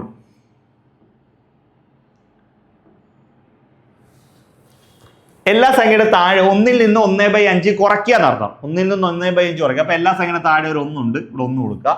എന്ത് ചെയ്യാം, നമുക്ക് എന്ത് ചെയ്യാം, ഇത് ക്രോസ് മൾട്ടിപ്ലിക്കേഷൻ ചെയ്യാം. ചെയ്യുമ്പോൾ നേരിട്ട് ഇങ്ങനെ ചെയ്യണ്ട, ഞാൻ വേറെ മാർഗം പറഞ്ഞുതരാം. ഓക്കെ, ക്രോസ് മൾട്ടിപ്ലിക്കേഷൻ ഉണ്ട്. 1 × 5 ഇത് ഇങ്ങോട്ട് ക്രോസ് ചെയ്യാം. 1 × 5 മൈനസ് ഇങ്ങോട്ട് ക്രോസ് ചെയ്യുമ്പോൾ 1 × 1. Okay, 1 × 5 5 minus 1 × 1 1 by 1 × 5 5. 5ൽ നിന്ന് 1 കുറച്ചാൽ 4/5 എന്ന് കിട്ടും. എന്ന് വെച്ചാൽ ഇത് കുറയ്ക്കുമ്പോൾ 4/5 എന്ന് കിട്ടും. അതേപോലെ തന്നെ എന്താണ് ഇൻറ്റു 1 1/6 അങ്ങനെ ചെയ്ത് എവിടെ വരെ വരണം? 1 1/100 വരെ ചെയ്യണമെന്നാണ് ഇവർ പറഞ്ഞേക്കുന്നത്. 1 - 1/100 വരെ ചെയ്യണമെന്നാണ് പറഞ്ഞേക്കുന്നത്. നമ്മൾ ഇങ്ങനെ ചെയ്യാൻ നിൽക്കാതെ ഒറ്റ കാര്യം ആലോചിക്കാം. ഇവിടെ ഒന്നാണ്. ഈ ഒന്നിൽ നിന്ന് 1/5 കുറയ്ക്കണം. 1/5. അപ്പൊ എന്താണ്? ഈ 5ന്റെ മുകളിൽ എത്ര ഉണ്ട്? 1 ഉണ്ട്. മൊത്തം നമുക്ക് ഈ 5 എണ്ണമാണ് വേണ്ട. 5 എണ്ണമാണ് വേണ്ടത്. 5 ആണ് മൊത്തം വേണ്ടത്. അതിൽ മേളിൽ 1 ഉണ്ട്. ആ 1 കുറഞ്ഞു പോയാൽ ബാലൻസ് എത്ര ഉണ്ട്? 4 എണ്ണമാണ് ഉള്ളത്. 5 പോയാൽ ഈ മൊത്തം 5 ആണ് ഉള്ളത്. അതിൽ നിന്ന് 1 പോയാൽ ബാലൻസ് എത്ര ഉണ്ട്? 4 എണ്ണം ഉണ്ട്. 4 ഈ താഴത്തെ 5 അതേപോലെ കൊടുത്താൽ 4/5. അതല്ലേ കിടക്കുന്നത്? 4/5 എന്നല്ലേ നിങ്ങൾക്ക് കിട്ടിയിരിക്കുന്നത്. ഞാൻ അപ്പൊ അടുത്ത് എങ്ങനെ ചെയ്യാം? ഇൻറ്റു ഈ 1 മൊത്തം 6 എണ്ണം വേണം. 6ൽ നിന്ന് 1 ഉണ്ട്. അത് പോയാൽ ബാലൻസ് എത്ര ഉണ്ട്? ഇത് പൂർത്തിയാകാം. ഈ 1 എന്നുള്ളത് പൂർത്തിയാകാൻ എന്താണ്? 6ൽ 6 എത്തുമ്പോഴാണ് അത് പൂർത്തിയാകുന്നത്. 6ൽ 1 ഉണ്ട്. ഇനി ബാലൻസ് എത്ര വേണം? 6ൽ 5 എണ്ണം വേണം. 6ൽ 5 എന്ന് വെച്ചാൽ 5/6 എന്ന് കിട്ടും. ഇവിടെ നോക്കി 7 പൂർണ്ണ മൊത്തം വേണ്ടത്. അതിൽ ഒരെണ്ണം ഉണ്ട്. ഇനി അത് പൂർത്തിയാക്കാൻ എത്ര വേണം? 6 എണ്ണം വേണം. 6/7. 6/7 എന്ന് എഴുതാം. 6/7. ഓക്കെ ആണല്ലോ. 6/7 എക്സെട്ര ഇങ്ങനെ അങ്ങ് ഇങ്ങനെ പോകും. ഞാൻ ഒന്ന് വായിക്കണേ.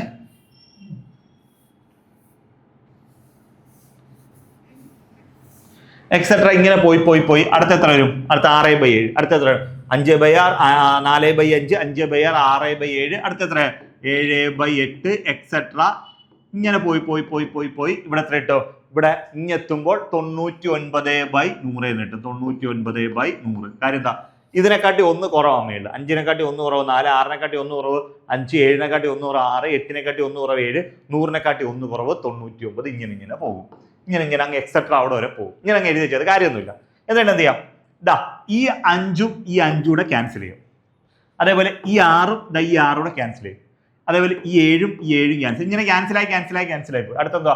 ഇവിടെ ഒരു 8 ഉണ്ടെങ്കിൽ ഇവിടെ ഒരു 8 വരും. ഇവിടെ 8/9 എന്നല്ലേ. അപ്പൊ ഈ 8ഉം ഈ 8 കൂടെ ക്യാൻസൽ ആകും. ഇങ്ങനെ പോയി ഇവിടെ എന്ത് വരും? അവസാനം വരുമ്പോൾ ഒരു 99 വരും.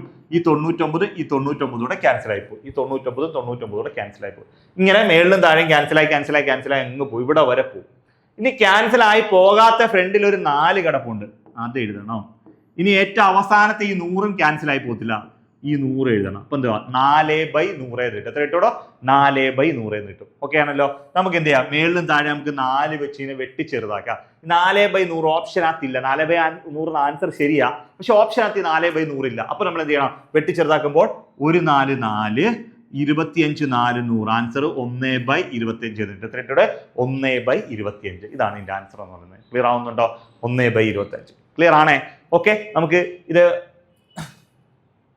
ഓക്കെ. ഇവിടെ ഇങ്ങനെയാണ്. ഇവിടുത്തെ ഈ 9 ക്യാൻസൽ ആയി. ഇവിടെ ഒരു 9, ഇവിടുത്തെ ഒരു 9 തൊട്ട് ക്യാൻസൽ ആയി. ഇങ്ങനെ ക്യാൻസലായി അങ്ങ് പോകും കേട്ടോ. ഓക്കെ. ഇങ്ങനെ പോയി എല്ലാം ക്യാൻസൽ ആയി പോകും. പിന്നെ ചിലർ നോക്കുമ്പോൾ ഇവിടെ ഒരു 9 കിടക്കുന്നല്ലോ എടുത്ത. അതായത് 9 ഇവിടെ അപ്പുറത്ത് 9 തൊട്ട് ക്യാൻസൽ ആയി പോയി. ഇനി ഇവിടെ ഒരു 99 വരെ ക്യാൻസൽ ആയി പോയി. ഇവിടെ 100 മാത്രമേ ഉള്ളൂ. ആൻസർ 1/25 എന്ന് കിട്ടും. ഓക്കെ ആണോ? ഓക്കെ. നമുക്ക് നേരെ അടുത്ത ക്വസ്റ്റ്യനിലേക്കോ. അടുത്ത ക്വസ്റ്റ്യൻ. ഓക്കെ. ഇവിടെ ക്വസ്റ്റ്യൻ ചോദിച്ചിരിക്കുന്നത് ഇതാണ്. ക്വസ്റ്റ്യൻ ഇതാണ്. 2/101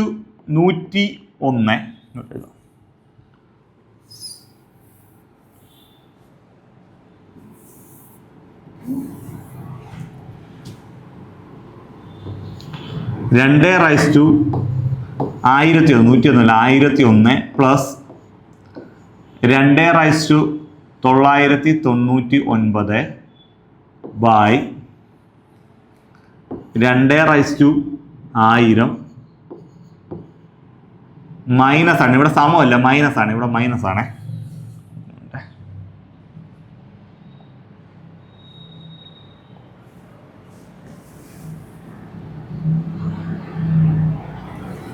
ഓക്കെ. മൈനസ് ആണ്.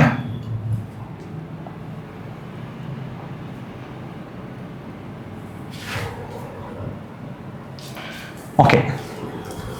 മൈനസ് കേട്ടോ. ഓക്കെ. മൈനസ് 2/998 ഓക്കെ ആണല്ലോ. ഓക്കെ. യെസ്. ഇതിന്റെ മൂല്യം എത്രയാണെന്ന് വെച്ചാൽ ഇതിന്റെ മൂല്യം എത്ര? ഇതാണ് ക്വസ്റ്റ്യൻ ചോദിക്കുന്നത്. ഇനി ഒരു ക്വസ്റ്റ്യൻ ചോദിച്ചാൽ വേറെ പ്രത്യേകിച്ചും ചെയ്യേണ്ട. അതാ നോക്കിയോ. 2/101. 2/101. ഈ 2/101. അപ്പൊ ഇവന്റെ പവർ 101. ഇവിടുത്തെ 101 1001. ഇതിന്റെ പവർ എന്ന് വെച്ചാൽ 999. ഒന്ന് 1001 ഒന്ന് 999. അപ്പോൾ രണ്ടിന്റെയും പവർ 999 എന്നുള്ള രീതിയിലേക്ക് കൊണ്ടുവരാൻ പോവാം. വില മാറരുത്. 999 എന്നുള്ള രീതിയിലേക്ക് ഇതിനെ കൊണ്ടുവരാം. ഇപ്പൊ 999 നമ്മളിവിടെ കൊണ്ടുവരുമ്പോൾ നമുക്ക് ഇവിടെ കിട്ടും 2/999 ഇൻറ്റു 2/2 എന്ന് എഴുതാം. 2/999 ഇൻറ്റു 2/2 എന്ന് എഴുതാം. 2/2. ഓക്കെ ആണല്ലോ. അതെന്താ ഇങ്ങനെ ഇക്വേഷൻ ഉണ്ട്. a/m ഇൻറ്റു a/n സമം a/m പ്ലസ് n. ഒരേ ബേസ് ഉള്ള രണ്ട് സംഖ്യകൾ ഗുണിക്കാൻ വന്നാൽ രണ്ടിടത്തുനിന്നും പൊതുവായിട്ടൊരു ബേസ് എടുത്തുകൊണ്ട് അവയുടെ പവറുകൾ തമ്മിൽ കൂട്ടുക. അതാണ് ഇക്വേഷൻ പറയുന്നത്. മനസ്സിലായോ? ഒരേ ബേസ് ഉള്ള രണ്ട് സംഖ്യകൾ തമ്മിൽ ഗുണിക്കാൻ വന്നാൽ രണ്ടിടത്തുനിന്നും പൊതുവായിട്ടൊരു ബേസ് എടുത്തുകൊണ്ട് അവയുടെ പവറുകൾ തമ്മിൽ കൂട്ടുക. അതാണ് ഒന്നാമത്തെ ഇക്വേഷൻ പറയുന്നത്. a/m ഇൻറ്റു a/n സമം a/m പ്ലസ് n. അപ്പൊ നമുക്ക് നോക്കിയേ 2/999 ഇൻറ്റു 2/2 എന്ന് വെച്ചാൽ ഇതിന്റെ അർത്ഥം എന്താ? ഇവിടെ രണ്ടിടത്ത് ബേസ് ഇവിടെ എക്ക് വരെ ഇവിടെ 2 എടുത്തുകൊണ്ട് ഈ 999 രണ്ടും കൂടെ കൂട്ടുക എന്ന് വെച്ചാൽ 2/999 രണ്ടും കൂടെ കൂടുമ്പോൾ 1001 കിട്ടും. 1001. മനസ്സിലായോ? 2/1000. അപ്പൊ 2/1001 മറ്റൊരു രൂപമാണ് ഈ കിടക്കുന്നത് 2/999 ഇൻറ്റു 2/2 എന്ന് പറയുന്നത്. അപ്പൊ ഇതിന്റെ വില മാറില്ല, രൂപം മാറ്റാം. പ്ലസ് ഈ പ്ലസ് ടു ഞാൻ അതേപോലെ കൊടുത്തു, ഈ പ്ലസ് ടു അതേപോലെ കൊടുത്തു. ബാക്കി എന്തെടുത്തു? 2/999 എന്ന് കൊടുത്തു.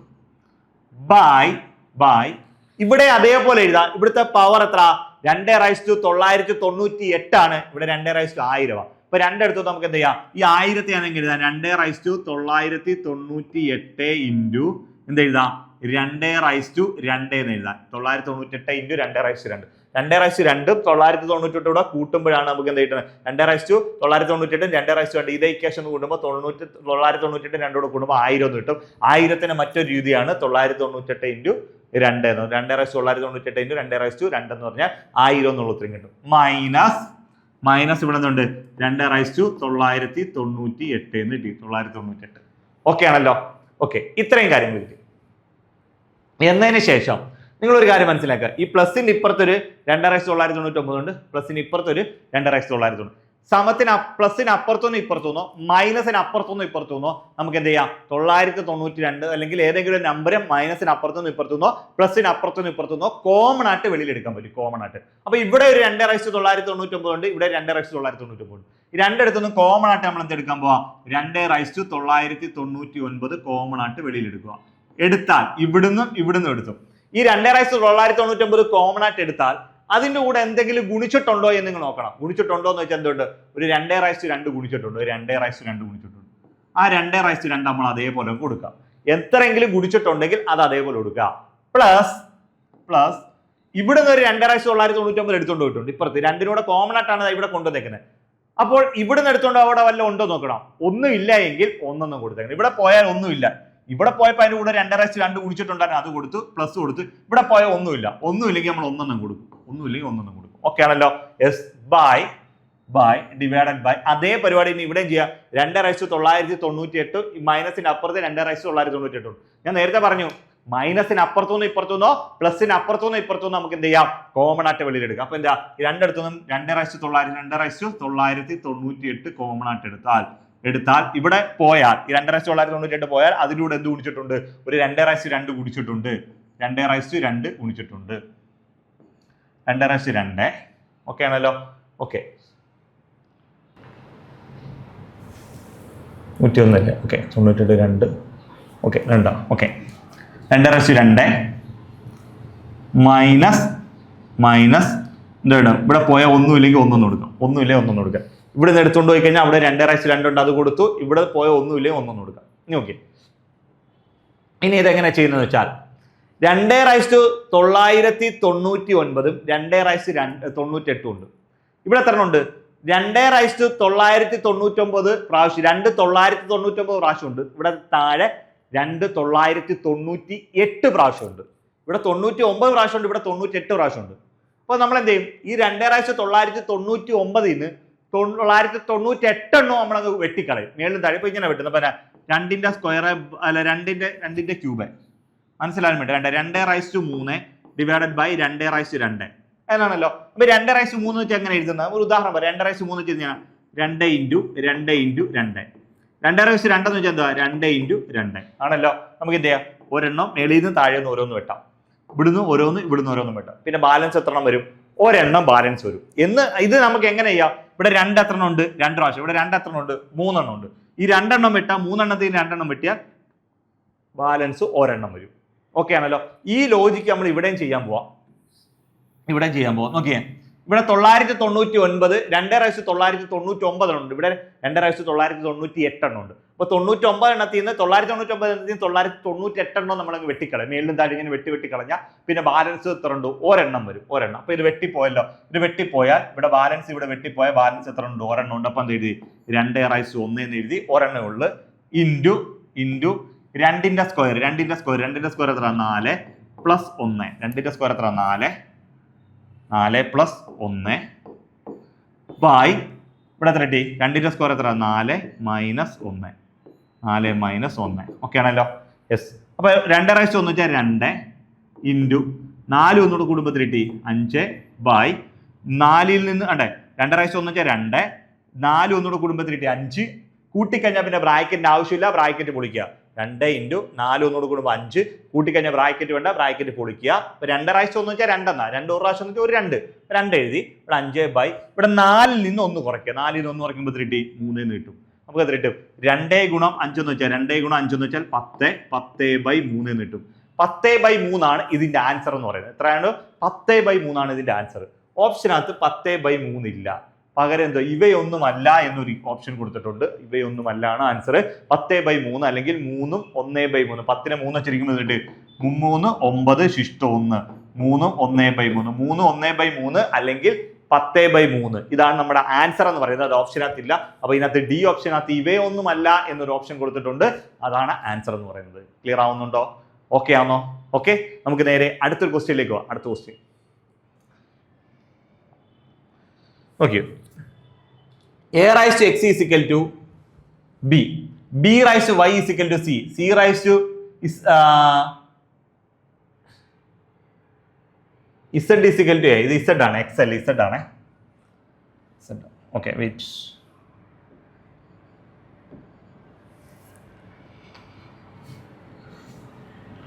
z is equal to a ആയാൽ എക്സ് വൈ ഇസഡിന്റെ മൂല്യം എത്രയാണ്? ഇവിടെ എക്സ് വൈ ഇസഡിന്റെ വില ഇസഡ് ആവശ്യം. അപ്പൊ ഇതിന്റെ മേളത്തെ വാല്യൂ ഇസഡ് ആണ് കേട്ടോ. അപ്പൊ എന്തൊക്കെയാണ് വെച്ചിരിക്കുന്നത്? A rise X is equal to B, B rise Y is equal to C, C rise to Z is equal to A ആയാൽ എക്സ് വൈ ഇസഡിന്റെ വില എത്ര? ഇതാണ് ക്വസ്റ്റ്യൻ ചോദിക്കുന്നത്. അപ്പൊ നിങ്ങൾ നോക്കിക്കോണം. നമുക്ക് ഇങ്ങനെ എഴുതാം. A rice to X is equal to B, അതേപോലെ തന്നെ B rice to Y is equal to C, അതേപോലെ തന്നെ C rise to Z is equal to A ആയാൽ ക്വസ്റ്റ്യൻ ചോദിച്ചിരിക്കുന്നത് എക്സ് വൈ ഇസഡിന്റെ വില എത്ര? ഇതാണ് ക്വസ്റ്റ്യൻ ചോദിച്ചിരിക്കുന്നത്. എന്ന് വെച്ചാൽ എ റൈസ് ടു എക്സ് എവിടെയൊക്കെ ഉണ്ടോ അവിടെ എല്ലാം കൊണ്ട് നമുക്ക് എന്ത് കൊടുക്കാം? ബി എന്ന വില കൊടുക്കാം. സമത്തിന് അപ്പുറം ഇപ്പുറമുള്ള തുല്യമാണ്. എ റൈസ് ടു എക്സ് എവിടെയൊക്കെ ഉണ്ടോ അവിടെ എല്ലാം എന്ത് കൊടുക്കാം? ബി കൊടുക്കാം. അതുപോലെ ബി എവിടെ ഉണ്ടോ അവിടെ എല്ലാം എ റൈസ് ടു എക്സും കൊടുക്കാം. ഇനി ബി റൈസ് ടു വൈ എവിടെ ഉണ്ടോ അവിടെ എല്ലാം സി കൊടുക്കാം. കാര്യം ബി റൈസ് ടു വൈക്ക് തുല്യമായിട്ടുള്ള വിലയാണ് സി. കാര്യം സമം കൊടുത്താൽ അപ്പുറം ഇപ്പുറം തുല്യ. അതുപോലെ സി എവിടെ ഉണ്ടോ അവിടെ എല്ലാം ബി റൈസ് ടു വൈ കൊടുക്കാം. സി റൈസ് ടു ഇസഡ് എവിടെ ഉണ്ടോ അവിടെ എല്ലാം എ കൊടുക്കാം. എ എവിടെ ഉണ്ടോ അവിടെ എല്ലാം സി റൈസ് ടു ഇസഡ് മാറ്റി തിരിച്ചും കൊടുക്കാം. ക്ലിയർ ആവുന്നുണ്ടോ? അപ്പൊ നമുക്ക് ഇവിടെ എന്ത് ചെയ്യാം? ഒന്നാമത്തെ A rice to X is equal to B എന്ന് പറയുന്ന ഈ ഒന്നാമത്തെ ഇക്വേഷൻ ഞാൻ ഇങ്ങനെ എടുക്കുക. ഞാൻ ഒന്നെടുത്തു. നിങ്ങൾക്ക് വേണമെങ്കിൽ രണ്ടാമത്തെ ഇക്വേഷൻ എടുക്കാം, അല്ലെങ്കിൽ മൂന്നാമത്തെ ഇക്വേഷൻ എടുക്കാം. ഇഷ്ടമുള്ള ഇക്വേഷൻ നിങ്ങൾക്ക് സെലക്ട് ചെയ്യാം. ഞാൻ ഒന്നാമത്തെ ഇക്വേഷൻ തന്നെ സെലക്ട് ചെയ്തെന്ന് മാത്രമേ ഉള്ളൂ. അല്ലാതെ ഒന്നാമത്തെ തന്നെ എടുക്കണമെന്ന് നിയമമൊന്നുമില്ല. നിങ്ങൾക്ക് ഇഷ്ടമുള്ള എടുക്കാം. ഞാൻ ഒന്നാമത്തെ ഇക്വേഷൻ അങ്ങ് എടുത്തു. ഓക്കെ ആണല്ലോ.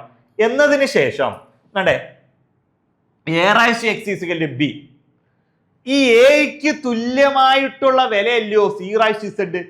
എക്ക് തുല്യമായിട്ടുള്ള വിലയാണ് സി റൈസ് ടു ഇസഡ്. എന്ന് വെച്ചാൽ എ എവിടൊക്കെ ഉണ്ടോ അവിടെ എല്ലാം നമുക്ക് സി റൈസ് ടു ഇസഡ് കൊടുക്കാം. ഓക്കെ ആവുന്നുണ്ടോ? എ എന്ന് പറയുന്ന എവിടൊക്കെ ഉണ്ടോ അവിടെ എല്ലാം സി റൈസ് ടു ഇസഡ് കൊടുക്കാം. എന്താ? എക്ക് തുല്യമായിട്ടുള്ള വിലയാണ് സി റൈസ് ടു ഇസഡ്. എങ്കിൽ ഞാൻ എന്താ ഈ എ അങ്ങ് മാറ്റുക.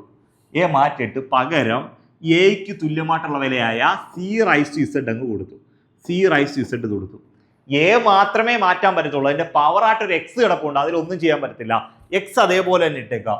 Whole raise to X is equal to B എന്ന് ഞാനും കൊടുത്തു. ബി എക്സ് മാറ്റാൻ പറ്റത്തില്ല. അത് അതേപോലെ കൊടുത്ത് എ എന്ന് മാറ്റിയിട്ട് പകരം എയുടെ തുല്യമായിട്ടുള്ള വില സി റൈസ് ടു ഇസഡ് കൊടുത്തു. ഇങ്ങനെ ഇക്വേഷൻ ഉണ്ട്. A rice to M the whole rice to N is equal to A rice to M എന്ന. A rice to M the whole raised to n is equal to a raised to mn. m എന്നോട് ഗുണിക്കുന്നതാണ് എന്തെന്ന് പറയുന്നത് mn. a raised to m the whole raised to n is equal to a raised to mn എന്ന് കിട്ടും. Okay, അപ്പൊ എന്ത് ചെയ്യാം? എന്ന് പറയുന്നത് പോലെ ഈ പറയുന്ന C rise to Z the whole rise X എന്ന് വെച്ചാൽ നമുക്ക് എന്ത് എഴുതാം, C rise to Z X എന്ന് എഴുതാം. ഇസഡ് എക്സ് എന്ന് എഴുതിയാലും എക്സ് ഇസഡ് എന്ന് എഴുതിയാലും ഒന്ന് തന്നെ. കാര്യം 2 ഗുണം 3 6, 3 ഗുണം 2 6 തന്നെ. അപ്പൊ എക്സ് ഗുണം ഇസഡ് ആയാലും ഇസഡ് ഗുണം എക്സ് ആയാലും ഒന്ന് തന്നെ. ഓക്കെ ആണല്ലോ. അപ്പൊ നമുക്ക് എഴുതാം ഇസഡ് ഇൻറ്റു എക്സ് ഞാൻ എക്സ് ഇസഡ് എന്ന് എഴുതി. X Z equal to B എന്ന് കൊടുത്തു. X Z equal to B. Okay ആണല്ലോ. ഇവിടെ വരെ ചെയ്യാം. ഇനി ഞാൻ എന്താ പറയാ, ഈ സി അങ്ങ് മാറ്റാൻ പോ. സി മാറ്റിയിട്ട് സിക്ക് തുല്യമായിട്ടുള്ള ഒരു വിലയാണ് എന്താ, B rice to Y. C എവിടെ ഉണ്ടോ അവിടെ എല്ലാം എന്ത് കൊടുക്കാം, നമുക്ക് ബി റൈസ് ടു വൈ കൊടുക്കാം. കാരണം സി മാറ്റിയിട്ട് പകരം സിക്ക് പകരമായിട്ട് ഞാൻ കൊടുത്തു ഒരു ബി റൈസ് ടു വൈ എന്ന് കൊടുത്തു. സിക്ക് പകരമായിട്ട് എന്ത് കൊടുത്തു, ബി റൈസ് ടു വൈ എന്ന് കൊടുത്തു. അതിന്റെ മേളിൽ പവറായിട്ട് എന്ത് കിടപ്പുണ്ട്, ഒരു എക്സ് ഇസഡ് കിടപ്പുണ്ട്. അതൊന്നും ചെയ്യരുത്. എക്സ് ഇസഡ് അതേപോലെ കൊടുത്തു. ഈക്വൽ ടു എന്ത് ചെയ്യാം, ഈ ബി അതേപോലെയും കൊടുത്തു. ഓക്കെ ആണല്ലോ. ഇനി ഇപ്പൊ ഏത് ഇക്വേഷൻ ഉപയോഗിക്കാം, A rice to M the whole rice എന്ന് വെച്ചാൽ എ റൈസ് ടു എം എന്ന്, A rice to M the whole rice എന്ന് വെച്ചാൽ എ റൈസ് ടു എം എന്ന് പറയുന്ന ഇക്വേഷൻ ഉപയോഗിക്കാം. അങ്ങനെ ഉപയോഗിക്കുമ്പോൾ അവിടെ നോക്കണം, ബി റൈസ് ടു വൈയും എക്സ് ഇസഡ് കൂടെ ഗുണിക്കാം. വൈയും എക്സ് ഇസഡ് കൂടെ ഗുണിക്കുമ്പോൾ Y and A rice to M the whole rice എന്ന് പറയുന്ന ഇക്വേഷൻ ഉപയോഗിക്കുമ്പോൾ വൈ എക്സ് ഇസഡ് ഉപയോഗിക്കുമ്പോൾ എക്സ് വൈ ഇസഡ് എന്ന്, എക്സ് വൈ ഇസഡിന്റെ കൂടെ വൈ കുടിച്ചപ്പോൾ എക്സ് വൈ ഇസഡ് എന്നായി. X Y Z equal to നമുക്ക് എന്ത് കൊടുക്കാം, ബി എന്ന് കൊടുക്കാം. ബി ഇപ്പൊ എ എന്ന് എഴുതിയാൽ എ റൈസ് ടു 1 എന്നാണ് അർത്ഥം. അല്ല ബി എന്ന് എഴുതിയാൽ ബി റൈസ് ടു 1 എന്നാ, സി എന്ന് എഴുതിയാൽ സി റൈസ് ടു 1 എന്നാ. ഓക്കെ ആണല്ലോ. C rise to 1. അപ്പൊ ഇവിടെ ബി എന്ന് എഴുതിയാൽ ബിയുടെ പവർ 1 ആണ്. ഓക്കെ ആണല്ലോ.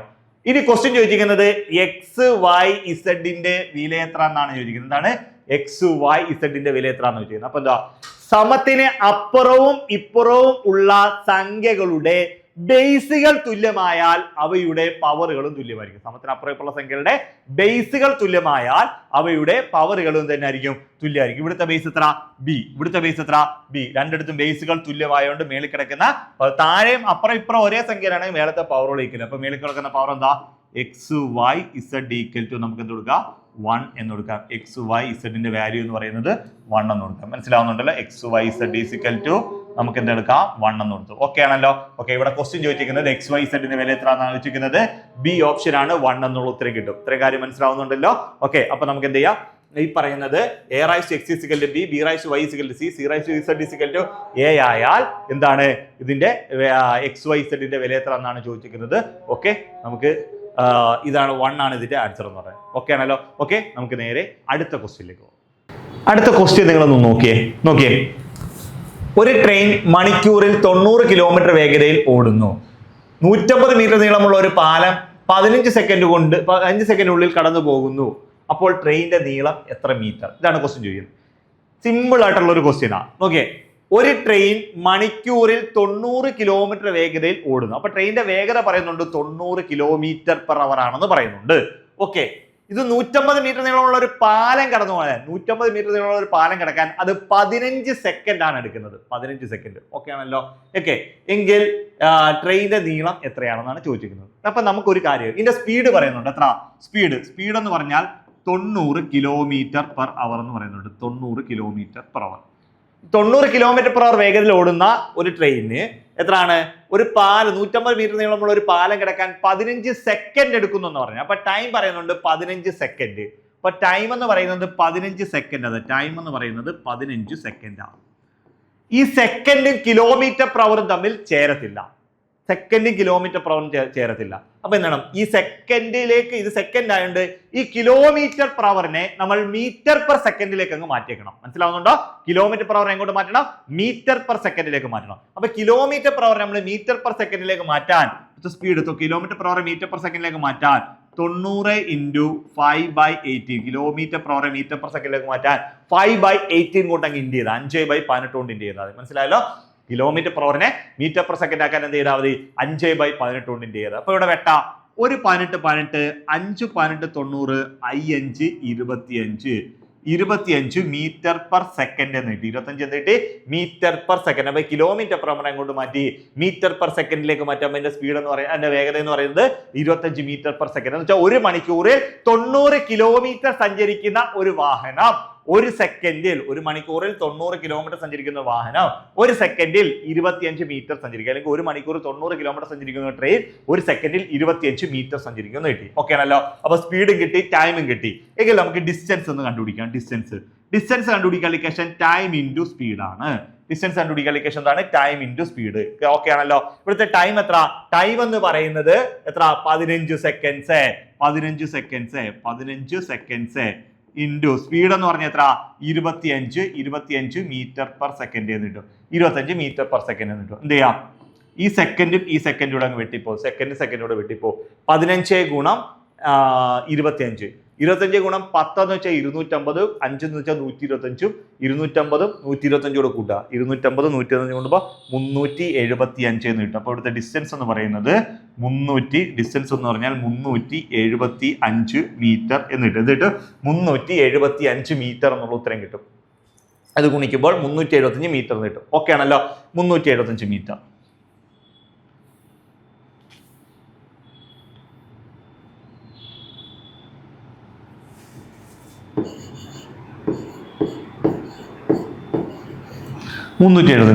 ഇതെന്ന് പറയുന്നത് ടോട്ടൽ ഡിസ്റ്റൻസ് ആണ്.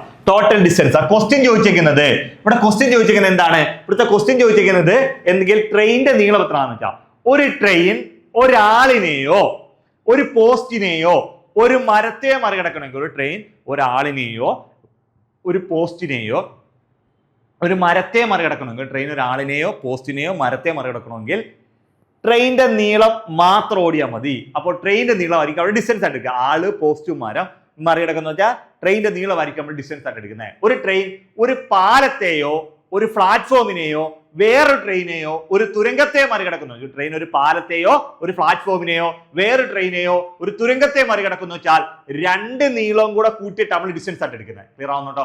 രണ്ടും കൂടെ കൂട്ടി നമ്മൾ ഡിസ്റ്റൻസ് ആയിട്ട് എടുക്കാൻ. ഓക്കെ ആണല്ലോ. അപ്പൊ നിങ്ങൾ ഒരു കാര്യം മനസ്സിലാക്കുക, ഇവിടെ എന്ന് പറയുന്ന ഈ 375 മീറ്റർ എന്ന് പറയുന്നത് ടോട്ടൽ ഡിസ്റ്റൻസ് ആണ്. അതിനകത്ത് ആരൊക്കെ പെടും? നിങ്ങളൊന്ന് പറ. ട്രെയിനിന്റെ നീളവും പെടും, പാലത്തിന്റെ നീളവും പെടും. ട്രെയിനിന്റെ നീളവും പെടും, പാലത്തിന്റെ നീളം. നമുക്ക് ഇവിടെ വേണ്ടത് എന്താണ്? ട്രെയിനിന്റെ നീളമാണ് വേണ്ടത്. അപ്പൊ ട്രെയിനിന്റെ നീളം മനസ്സിലായല്ലോ. ട്രെയിനിന്റെ നീളം വേണമെങ്കിൽ ഇവിടെ എന്താണ്?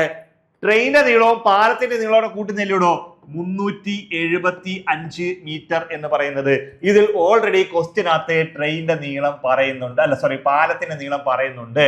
ഓക്കെ, 105 മീറ്റർ നീളമുള്ള ഒരു പാലം. അപ്പൊ പാലത്തിന്റെ നീളം പറയാം. അത് രണ്ടുകൂടെ കൂട്ടുന്നതാണ് എന്താ പറഞ്ഞത്? 375. അതിൽ 150 എന്ന് പറയുന്നത് എന്താണ്? ട്രെയിനിന്റെ നീളമാണ്. പാലത്തിന്റെ നീളം. ആ 150 അങ്ങ് കുറയ്ക്കുക. 150 കുറച്ചു കഴിഞ്ഞാൽ ബാലൻസ് വരുന്നത് 225 മീറ്റർ എന്ന് കിട്ടി. 225 മീറ്റർ എന്ന് പറയുന്നതാണ് എന്തിന്റെ നീളം?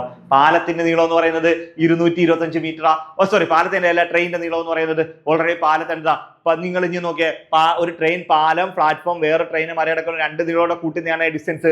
രണ്ടു നീളം കൂടുമ്പോൾ 375 എന്ന് കിട്ടിയല്ലോ. ഈ 375 150 മീറ്റർ നീളം എന്ന് പറയുന്നത് എന്തിന്റെ നീളമാ?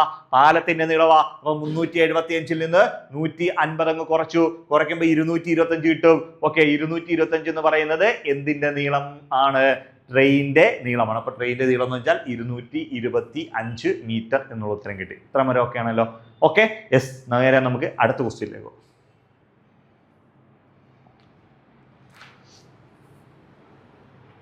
ഒരു ജാമതീയ രൂപഗതിയിൽ അഞ്ചാം പദം ആദ്യ പദത്തിന്റെ 16 മടങ്ങാണ്. ആദ്യ പദം 2 ആണ് എങ്കിൽ ഏഴാം പദം കണ്ടുപിടിക്കുക. ഇതെന്ന് പറയുന്നത് നമ്മൾ ഈ പറയുന്ന പല ക്വസ്റ്റ്യൻസിനകത്തും മലയാളത്തിലുള്ളതിനകത്ത് കുറച്ചുള്ള മിസ്റ്റേക്കുകളൊക്കെ വരുന്നത് എവിടെയാണെന്ന് വെച്ചാൽ എങ്ങനെയാണെന്ന് വെച്ചാൽ, ഇതൊരു എന്തിന് ചോദിച്ച ക്വസ്റ്റ്യനാ? ഡിഗ്രി ലെവൽ ക്വസ്റ്റ്യൻസ് ആണ്. ഡിഗ്രി ലെവൽ ക്വസ്റ്റ്യൻസ് ചോദിക്കുമ്പോൾ ഇംഗ്ലീഷ് ക്വസ്റ്റ്യൻസ് മലയാളത്തിലേക്ക് എന്താണ് ഗൂഗിൾ ട്രാൻസ്ലേറ്റർ വഴി മാറ്റുമ്പോൾ ഇങ്ങനെയൊക്കെ തന്നെ അത് വരുന്നത്. മനസ്സിലായല്ലോ? യഥാർത്ഥത്തിൽ എന്താണ് വരുത്തിക്കുന്നത്? ഒരു ജോമെട്രി പ്രോഗ്രഷൻ, GP കുറിച്ചാണ് പറഞ്ഞത്. ജോമെട്രി മലയാളം ജാമതി അങ്ങനെയുള്ള പേരൊക്കെ വെച്ചിട്ടായിരിക്കും ജാമതി എന്നൊക്കെ കയറി വന്നിരിക്കുന്നത്. ഒരു ജോമെട്രി പ്രോഗ്രഷനെ കുറിച്ചാണ് പറയുന്നത്. ഡിഗ്രി ലെവലിൽ ചോദിക്കുന്ന ക്വസ്റ്റ്യൻസ് ഇംഗ്ലീഷ് ക്വസ്റ്റ്യൻസ് മാത്രമേ ആധികാരികതയുള്ളൂ. മലയാളം ക്വസ്റ്റ്യൻ ആധികാരികത ഇല്ല. മലയാളം ക്വസ്റ്റ്യൻ അവർ നമുക്ക് വേണ്ടി ചെയ്തു വരുന്നേ ഉള്ളൂ. മലയാളം ക്വസ്റ്റ്യനകത്ത് എന്ത് മിസ്റ്റേക്ക് വന്നാലും PSC അത് അംഗീകരിക്കത്തില്ല. ഇംഗ്ലീഷ് ക്വസ്റ്റ്യൻ ആണ് ബേസ് ആയിട്ട് എടുക്കേണ്ടത്. ഇംഗ്ലീഷ് ക്വസ്റ്റ്യൻ വായിച്ചു നോക്കുക എന്നാണ് അവർ പറയുന്നത്. ഓക്കെ ആണല്ലോ.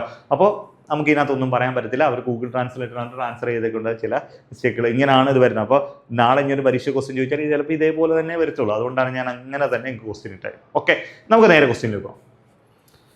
ഓക്കെ, അപ്പോൾ ഒരു ജോമെട്രിക് പ്രോഗ്രഷൻ GPയുടെ 5ാം പദം എന്ന് പറയുന്നത് ആദ്യ പദത്തിന്റെ 16 മടങ്ങാണ്. ആദ്യ പദം എന്ന് പറയുന്നത് 2 ആണ് എങ്കിൽ 5ാം പദം എത്ര എങ്കിൽ ചോദിച്ചിരിക്കുന്നത് എത്ര എങ്കിൽ 7ാം പദം കണ്ടുപിടിക്കുക. 7ാം പദം. ഈ 7ാം പദം കണ്ടുപിടിക്കുന്നത് എങ്ങനെയാണെന്ന് ചോദിച്ചാൽ നമ്മൾ ഒറ്റ കാര്യമുള്ളൂ. നോക്കിയാണ്, ഒരു ജോമെട്രിക് പ്രോഗ്രഷൻ GPയുടെ പ്രത്യേകത എന്ന് വെച്ചാൽ സമഗുണിത ശ്രേണി എന്നാണ്.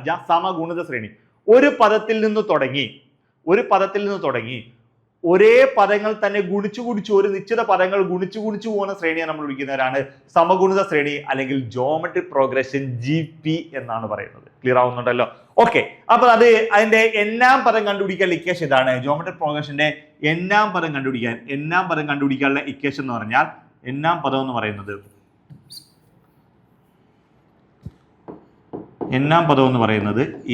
AR⁻n-1 എന്നാണ്. n-ാം പദം എന്ന് പറഞ്ഞാൽ എന്താണ്? AR⁻n-1 ആണ്. ഒരു ജോമെട്രിക് പ്രോഗ്രഷന്റെ n-ാം പദം എന്ന് പറയുന്നത് എന്താണ്? AR⁻n-1 എന്നുള്ള ഉത്തരവാണ് കിട്ടുന്നത്. ക്ലിയർ ആവുന്നുണ്ടല്ലോ? ഓക്കെ, നമുക്ക് ഇനി എന്ത് ചെയ്യാം? നമ്മൾ ഇവിടെ ചെയ്യേണ്ട ഒരു പരിപാടി എന്ന് പറഞ്ഞാൽ ഇവിടെ ആദ്യ പദം എന്ന് പറഞ്ഞാൽ 2. ആദ്യ പദം. അപ്പൊ ഒന്നാം പദം എന്ന് പറയുന്നത് 2. ഇനി എന്താ പറയുന്നത്? 5ാം പദം. 5ാം പദം എന്ന് പറഞ്ഞാൽ ഒന്നാം പദത്തിന്റെ 16 മടങ്ങ്. അപ്പൊ ഒന്നാം പദം എത്ര? 2 അല്ലയോ? 2ന്റെ 16 മടങ്ങ്. 2ന്റെ 16 മടങ്ങ് എന്ന് വെച്ചാൽ 32 നീട്ട്. അപ്പൊ ഒന്നാം പദം എന്ന് പറഞ്ഞാൽ 2 ആണ് എങ്കിൽ 5ാം പദം ഒന്നാം പദത്തിന്റെ 16 മടങ്ങാണ് 32. മനസ്സിലായല്ലോ? ഓക്കെ, ഇത് നമുക്ക് നോക്കാം. പിന്നെ ജോമെട്രിക് പ്രോഗ്രഷന്റെ n-ാം പദം കണ്ടുപിടിക്കുന്ന ഇക്വേഷൻ നമുക്കിത് ജസ്റ്റ് ഒന്ന് പറയാം. n-ാം പദം കണ്ടുപിടിക്കുന്ന ഇക്വേഷൻ AR⁻n-1 ആണ്. നമുക്ക് കണ്ടുപിടിക്കേണ്ടത് ഒരു 3-ാം പദമാണെങ്കിൽ n-ന് 3 എന്ന വില കൊടുക്കണം. 3-ാം പദമാണെങ്കിൽ n-ന് 3 എടുക്കുമ്പോൾ AR⁻n-ന്റെ വില 3 അല്ലയോ? 3 - 1 വെച്ചാൽ AR⁻3 എന്ന് പറഞ്ഞാൽ 2 എന്ന് കിട്ടും. 3-ാം പദം വെച്ചാൽ AR⁻2 ആണ്. ഓക്കെ, ഇനി 5-ാം പദം എന്ന് പറഞ്ഞാൽ അല്ലെങ്കിൽ ഒരു 7-ാം പദം കണ്ടുപിടിക്കണമെങ്കിൽ AR⁻7 - 1. 7-ാം പദം വെച്ചാൽ n-ന് 7 - 1 വെച്ചാൽ AR⁻6 എന്ന് വരും. മനസ്സിലായല്ലോ? ഇങ്ങനെയാണ് വരുന്നത്. എന്ന് പറയുന്ന പോലെ 5-ാം പദം എന്ന് പറയുമ്പോൾ ശ്രദ്ധിച്ചോണം. ഒരു സമഗുണ ശ്രേണിയുടെ 5-ാം പദം വെച്ചാൽ AR⁻5 - 1. 5 - 1 വെച്ചാൽ 4 വരും. 5-ൽ നിന്ന് 1 കുറച്ചാൽ എന്ത് വരും? 4 വരും. അപ്പൊ നമുക്ക് ഇനി എഴുതാം 5-ാം പദം എന്ന് പറയുന്നത് AR⁻4 എന്ന് കിട്ടും. AR⁻4. 5-ൽ നിന്ന് 1 കുറയ്ക്കുമ്പോൾ 4. AR⁻4 എന്ന് കിട്ടും. ഈ AR⁻4 എന്ന് പറയുന്നതാണ് ഓൾറെഡി ക്വസ്റ്റ്യനിൽ പറയുന്നുണ്ട്. 5-ാം പദം എത്ര? 32 ആണെന്ന് പറയുന്നത്. 5-ാം പദം എന്ന് പറയുന്നത് 32. ഇത്രയും വരെ ഓക്കെ ആണല്ലോ? 5-ാം പദം 32. ഇനി എന്താ? ഈ 1-ാം പദത്തെ നമുക്ക് A എന്നല്ലേ കൊടുക്കും? 1-ാം പദം നമ്മൾ എന്ത് കൊടുക്കുന്നത്? A എന്നാണ് കൊടുക്കുന്നത്. 1-ാം പദത്തെ A എന്ന് കൊടുക്കുന്നത്. ഈ എയുടെ വാല്യൂ ആണ് അവർ തന്നിട്ടുണ്ട്. 1-ാമത്തെ പദം A ആണ്. എയുടെ വാല്യൂ അവർ തന്നിട്ടുണ്ട് എത്ര? 2 തന്നിട്ടുണ്ട്. അപ്പൊ നമുക്ക് ഇക്വേഷൻ കൊടുക്കാം. ഇക്വേഷൻ പ്രകാരം എയുടെ വാല്യൂ 2 × R⁻4 എന്ന് പറയുന്നതാണ് എത്ര? 32 എന്ന് പറയുന്നത് 32. ഈ 2 ഇവിടെ എന്ത് ചെയ്തേക്കുക? ഗുണിച്ചേക്കുക. ഇപ്പുറത്ത് വരുമ്പോൾ എന്ത് ചെയ്യണം? ഹരിക്കണം. 2 ഇവിടെ ഗുണിച്ചേക്കുക. ഇപ്പുറത്ത് വരുമ്പോൾ ഹരിക്കണം. അല്ലേ? R⁻4 = 32/2. 32 ഹരിക്കുമ്പോൾ 16 എന്ന് കിട്ടും. 16. ഇത്രയും വരെ ഓക്കെ ആണല്ലോ? 16 എന്ന് വെച്ചാൽ ഇത്രയാണ് പറയുന്നത്. R⁻4 എന്ന് പറയുന്നത് 16 ആണ്. R⁻4 എന്ന് പറയുന്നത് 16 ആണ്. ഇത്രയും വരെ ഓക്കെ ആണല്ലോ? ഈ 16-നെ നമുക്ക് എന്ത് എഴുതാം? ഈ R⁻4 എന്ന് പറഞ്ഞാൽ 16. ഈ 16 നമുക്ക് എന്ത് എഴുതാം? 16 എന്നുള്ള വില മാറുന്ന രൂപം മാറ്റാം. 16-നെ 2/4 എന്ന് എഴുതാം. 2/4 എന്ന് എഴുതാം. ഇവിടെ R⁻4 എന്ന് ഞാൻ 16 ഞാൻ ഇവിടെ എഴുതിയിട്ടുണ്ട്. അതുകൊണ്ട് ഇനി റിപ്പീറ്റ് ചെയ്താതെ നമ്മൾ ഒരു സ്റ്റെപ്പ് കുറയ്ക്കാൻ വേണ്ടി R⁻4 എന്ന് വെച്ചാൽ 16-നെ 2/4. ഈ 2/4 എന്ന് എഴുതാൻ അറിഞ്ഞാൽ എന്ത് ചെയ്യണം? ഇങ്ങനെ എഴുതാതെ 16-നെ 2 വെച്ചിരിക്കുക. അപ്പൊ 8 വീട് 2 വെച്ചിരിക്കുമ്പോൾ 4 വീട് 2 വെച്ചിരിക്കുമ്പോൾ 2 2 × 2 4 4 × 2 8 8 × 2 16. 2-നെ 4 പ്രാവശ്യം എഴുതി ഗുണിക്കുന്നതാണ് 16. 2-ന് 4 പ്രാവശ്യം എഴുതി ഗുണിക്കുന്നതാണ് 16. ഇനി നോക്കണം, സമത്തിന് അപ്പുറമുള്ള സംഖ്യകളുടെ പവറുകൾ തുല്യമാണെങ്കിൽ അവയുടെ ബേസുകൾ തുല്യമായിരിക്കും. പവറുകൾ തുല്യമാണെങ്കിൽ ബേസുകൾ തുല്യമായ പവറുകൾ തുല്യമാകുന്ന പോലെ പവറുകൾ തുല്യമായ ബേസുകളും തുല്യമായിരിക്കും. ഇവിടുത്തെ പവർ എത്ര? 4. ഇവിടുത്തെ പവർ എത്ര? 4. പവറുകൾ തുല്യമായി നമുക്ക് ഇവിടുത്തെ ബേസ് ആയ 6. 6-നെ നമുക്ക് 2 എന്ന് എടുക്കാം. 6-നെ 2 എന്ന് എടുക്കാം. ഈ 6 എന്ന് വെച്ചാൽ എന്ത് ഉദ്ദേശിക്കുന്നതെന്നറിയോ? കോമൺ റേഷ്യോ എന്ന് പറയും. മനസ്സിലായല്ലോ? സമഗുണിത ശ്രേണിക്കകത്ത് ഓരോ സംഖ്യയും ഗുണിച്ചു പോകുന്ന ശ്രേണിയാണ് നമ്മൾ സമഗുണിത ശ്രേണി എന്ന് പറഞ്ഞത്. ആ ഗുണിച്ചു പോകുന്നതിനെയാണ് പറയുന്നത്, എത്രയാണോ ഗുണിച്ചു പോകുന്നത് അതിനാണ് കോമൺ റേഷ്യോ 6 എന്ന് പറയുന്നത്. സമാന്തര ശ്രേണിക്കകത്ത് പൊതുവ്യത്യാസം കോമൺ ഡിഫറൻസ് എന്ന് പറയത്തില്ലയോ, ഒരു സംഖ്യയിൽ നിന്ന് തുടങ്ങി ഒരേ സംഖ്യ തന്നെ കൂട്ടി പോകുന്ന ശ്രേണിയാണ് സമഗുണിത ശ്രേണിയെ.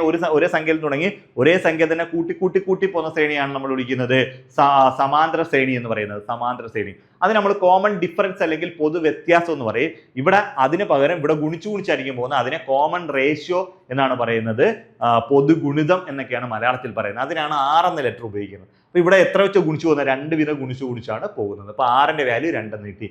ഇനി എന്താണ് നമുക്ക് വേണ്ടത്? ഇനി നമുക്ക് വേണ്ടതെന്ന് പറഞ്ഞാൽ നമുക്കിവിടെ വേണ്ടതെന്ന് വെച്ച് കഴിഞ്ഞാൽ ഇവിടെ നോക്കിക്കോ, 6ന്റെ വാല്യൂ 2 എന്ന് കിട്ടി. ഓക്കെ, നമുക്ക് ഇവിടെ ക്വസ്റ്റ്യൻ ചോദിക്കുന്നത് 7ാം പദം എത്ര? 7ാം പദം. 7ാം പദം എങ്ങനെ കണ്ടുപിടിക്കുന്നത്? (a)(r)(2) അണ്ടേ 5ാം പദത്തിന് 4 അല്ലേ കൊടുത്തേക്കുന്നത്. അതേപോലെ അപ്പൊ 7ാം പദത്തിന് എന്ത് കൊടുക്കാം? 6 എന്ന് കൊടുക്കുക. (a)(r)(6) എന്ന് കൊടുക്കാം. ഓക്കെ ആണല്ലോ? 7ാം പദം എന്ന് പറഞ്ഞാൽ ഒന്നാമത്തെ പദത്തിലൂടെ പൊതുഗുണിതം 6 പ്രാവശ്യം ഗുണിക്കുന്നത്. അപ്പൊ 6/6 എന്ന് കൊടുത്ത് 7നാകുമ്പോൾ 6/6. ഇപ്പൊ 5നാകുമ്പോൾ 4 കൊടുത്താൽ 7നാകുമ്പോൾ 6 കൊടുത്താൽ എയുടെ വാല്യൂ നമുക്കറിയാം. ഇവിടെ 2 ആണെന്ന് അറിയാം. 2 ഇൻറ്റു 6ന്റെയും വാല്യൂ നമുക്കറിയാം എത്ര? 2 ആണെന്ന് അറിയാം. 2/6 എന്ന് കൊടുക്കുക. 2/6 എന്ന് വെച്ചാൽ 2നെ എത്ര പ്രാവശ്യം എഴുതി ഗുണിക്കണം? 6 പ്രാവശ്യം എഴുതി ഗുണിക്കണം. അപ്പൊ എന്താ? 2 ഇൻറ്റു 2നെ 6 പ്രാവശ്യം എഴുതിക്കുമ്പോൾ 64 2 2 ഇൻറ്റു 2 4 4 ഗുണം 2 8 8 ഗുണം 2 16 16 ഗുണം 2 32 32 ഗുണം 2 64 64 എന്ന് കിട്ടും. 64 ഗുണം 2 64 ഗുണം 2 എത്ര കിട്ടി? 128 എന്ന് കിട്ടും. 64 ഗുണം 2 128. അപ്പോൾ ഈ ശ്രേണിയിലെ 7ാമത്തെ പദം എന്ന് പറയുന്നത് എത്ര? 128 ആണ്. എ ഓപ്ഷൻ ആണ് ആൻസർ ചെയ്തത്. എത്രയാണ്? എ ഓപ്ഷൻ 128 എന്നുള്ള ഉത്തരം കിട്ടും. ഓക്കെ ആണോ? ഓക്കെ ആവുന്നുണ്ടോ? ഓക്കെ, നമുക്ക് നേരെ അടുത്ത ക്വസ്റ്റ്യനിലേക്ക് പോവാം. അടുത്ത ക്വസ്റ്റ്യൻ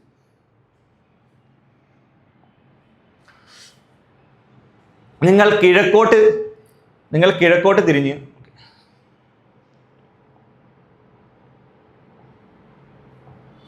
ഓക്കെ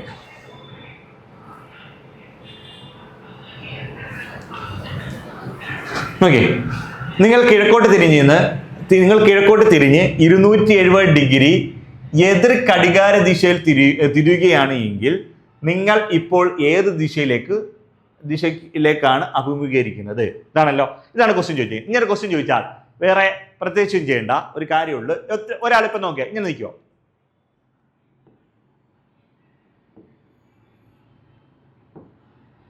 ഇത് വെച്ചാൽ നോർത്ത്, ഇത് സൗത്ത്, ഇത് ഈസ്റ്റ്, ഇത് വെസ്റ്റ്. ഓക്കെ, അപ്പൊ എന്താണ്? മേളിൽ വടക്ക്, താഴെ തെക്ക്, വലതുവശത്ത് കിഴക്ക്, ഇടതുവശത്ത് പടിഞ്ഞാറ്. ഇങ്ങനെ എഴുതാം. ഓക്കെ ആണല്ലോ? വലതുവശത്ത് കിഴക്ക്, ഇടതുവശത്ത് പടിഞ്ഞാറ്. ഓക്കെ,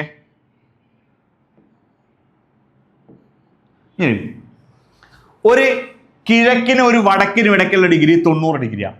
ഒരു വടക്കിന് ഒരു പടിഞ്ഞാറിനും ഇടയ്ക്കുള്ള ഡിഗ്രി 90 ഡിഗ്രിയാണ്.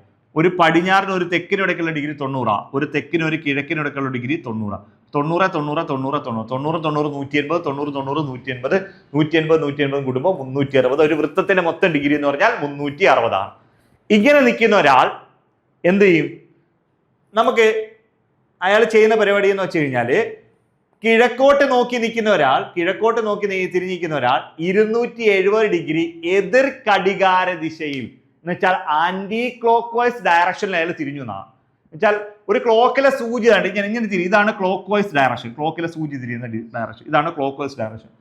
ഇവിടെ ആന്റി ക്ലോക്ക് വൈസ് ഡയറക്ഷൻ എന്ന് വെച്ചാൽ ക്ലോക്കിലെ സൂചിക്ക് എതിരെ തിരിയുക. ഇതാണ് ആന്റി ക്ലോക്ക് വൈസ്. അപ്പൊ എതിർ ഘടികാര ദിശ എന്ന് വെച്ചാൽ ആന്റി ക്ലോക്ക് വൈസ് ഡയറക്ഷനിൽ അയാൾ തിരിഞ്ഞു എന്നാണ് പറയുന്നത്. ഓക്കെ ആണല്ലോ? നിങ്ങളൊന്ന് ശ്രദ്ധിച്ചേടേ, ഒന്നുമില്ല, കാര്യമൊന്നുമില്ല. നിങ്ങൾ നോക്കിയേ, ഇയാൾ എങ്ങോട്ട് നോക്കിയാ നിൽക്കുന്നത്? കിഴക്കോട്ട് നോക്കിയല്ലയോ നിൽക്കുന്നത്? അതെ, കിഴക്കോട്ട്. ഇതാണ് നിൽക്കുന്നത്. കിഴക്കോട്ട് നോക്കിക്കുന്ന ഒരാൾ 270 ഡിഗ്രി, ശ്രദ്ധിച്ചോണേ, 270 ഡിഗ്രി സൂചിക്ക് എതിരെ തിരിഞ്ഞു, ഘടികാര ദിശയ്ക്ക് എതിരെ തിരിഞ്ഞു. ഓക്കെ ആണല്ലോ? അപ്പൊ എന്താണ്? ഇവിടെ വരെ 90 ഡിഗ്രി. ഞാൻ പറഞ്ഞില്ല, ഇവിടെ എപ്പോഴും ഇത് എത്ര? 90 ഡിഗ്രി, ഇതും 90 ഡിഗ്രി, ഇതും 90, ഇതും 90. ഓക്കെ, ഇവിടെ 4 എന്ത് വരും? 90 ഡിഗ്രി തിരിഞ്ഞു, വീണ്ടും 90 ഡിഗ്രി ആയപ്പോൾ 180, വീണ്ടും 90 ഡിഗ്രി ആയപ്പോൾ 270. മനസ്സിലായല്ലോ? 90 180 200. അപ്പൊ ഇങ്ങനെ എങ്ങോട്ടാ നോക്കി നിൽക്കുന്നത്? അയാൾ നോക്കി നിൽക്കുന്നത് ഇപ്പൊ കിഴക്കോട്ടാണ്. ഒരു 90 ഡിഗ്രി ക്ലോക്കിനെതിരെ തിരിഞ്ഞു, വീണ്ടും ഒരു 90 ഡിഗ്രി ക്ലോക്കിനെതിരെ തിരിഞ്ഞു, വീണ്ടും ഒരു 90 ഡിഗ്രി ക്ലോക്ക്. അപ്പൊ എന്താണ്? 90 180 270 ഡിഗ്രി ക്ലോക്കിന് എതിരെ തിരിഞ്ഞു എന്നാ. 270 ഡിഗ്രി ക്ലോക്കിനെതിരെ തിരിഞ്ഞാണ്. 90, 180, 270 ക്ലോക്കിനെതിരെ തിരിഞ്ഞു. ഇപ്പൊ അയാൾ എങ്ങോട്ട് നോക്കിയത്? താഴോട്ടാണ് നോക്കിയിരിക്കുന്നത്. താഴെ എന്ന് പറഞ്ഞാൽ സൗത്തിലേക്കാണ്. സൗത്ത് നിന്ന് തെക്കോട്ട് നോക്കിയാണ് അയാൾ നിൽക്കുന്നത്. തെക്കോട്ട് നോക്കിയാണ് അയാൾ ഇപ്പോൾ നിൽക്കുന്നത്. ഇപ്പൊ അയാളുടെ ഡയറക്ഷൻ എന്ന് പറയുന്നത് ഇങ്ങനെ വന്നു, ഇങ്ങനെ നിൽക്കും, ഇങ്ങനെ ഇങ്ങോട്ട് നോക്കിക്കൊണ്ടിരിക്കുന്ന ആൾ ഇങ്ങനെ വന്നു, ഇങ്ങനെ വന്നു, ഇങ്ങനെ വന്നു. ഇപ്പൊ അയാൾ ഈ ഭാഗത്തോട്ട് താഴോട്ട് ഇങ്ങനെ നോക്കുന്നത്. ഇയാണ് അയാളുടെ ഡയറക്ഷൻ. താഴോട്ടാണ് നോക്കിയിരിക്കുന്നത്. അതെന്ന് വെച്ചാൽ തെക്കോട്ടാണ് നോക്കിയിരിക്കുന്നത്. ക്ലിയർ ആവുന്നുണ്ടോ? ഓക്കെ ആണേ? ഓക്കെ, നമുക്ക് നേരെ അടുത്ത ക്വസ്റ്റ്യനിലേക്ക് പോകാം. ഓക്കെ, 2000 ഒരു സാധനത്തിന്റെ വില 25% വർദ്ധിച്ചു. 2001 അത് 40% വർദ്ധിച്ചു. 2002 അത് 30% കുറഞ്ഞു. 2003 തുടക്കത്തിൽ സാധനത്തിന്റെ വില 980 രൂപയെങ്കിൽ 2000 തുടക്കത്തിൽ സാധനത്തിന്റെ വില എത്ര? അപ്പൊ എന്താ 2000 ഒരു സാധനത്തിന്റെ വില എന്ന് പറയുന്നത് 2000 തുടക്കത്തിൽ ഒരു വിലയുണ്ട്. ആ 2000 അതെന്ത് സംഭവിക്കുന്നത്? അതിൽ 25% വർദ്ധിച്ചു. 2000 25% വർദ്ധിച്ചു. 2000 തുടക്കത്തിലാണ് ഒരു വില ഉണ്ടായിരുന്നത്. ആ 2000 തുടങ്ങി കഴിഞ്ഞ് കഴിഞ്ഞിട്ട് പിന്നീട് അത് എന്ത് ചെയ്യും? 25% അത് എന്ത് ചെയ്യും? വർദ്ധിക്കും. 2001 എന്ത് ചെയ്യും? വീണ്ടും പഴയ വിലയുടെ ഒരു 40% വർദ്ധിച്ചു. എന്ന് വെച്ചാൽ 2000 വില എത്രയാണോ അതിന്റെ 40% വർദ്ധിച്ചു. 2002 എന്ത് ചെയ്തു? 2001 വിലയുടെ കാട്ടിലും ഒരു 30% കുറഞ്ഞു. 30% കുറഞ്ഞു. അങ്ങനെ ഇത്രയും കൂടിയും കുറയും എല്ലാം കഴിഞ്ഞതിന് ശേഷം 2003 ആയപ്പോഴത്തേക്ക് ആ സാധനത്തിന്റെ വില 980 രൂപ കിട്ടി. 2003 ആയപ്പോഴതിന്റെ വില 980. എങ്കിൽ 2000 തുടക്കത്തിൽ ഒരു വിലയും വർദ്ധിക്കുകയൊക്കെ ചെയ്യുമ്പോൾ 25 വർദ്ധിക്കുന്നതിന് മുന്നേ 2000 തുടക്കത്തിലുള്ള അതിന്റെ വില എത്ര എന്നാണ് ക്വസ്റ്റ്യൻ ചോദിക്കുന്നത്. ഒന്നുമില്ല, നിങ്ങളുടെ ഭാഷയിൽ തന്നെ നമുക്ക് ചെയ്യാം. ഓക്കെ, 2000 തുടക്കത്തിലുള്ള വില ഇപ്പൊ ഇനി 2003 വില തന്നേക്കുന്നത്. 2003 വില തന്നിട്ടുണ്ട്. 2000 വിലയാണ് കണ്ടുപിടിക്കേണ്ടത്.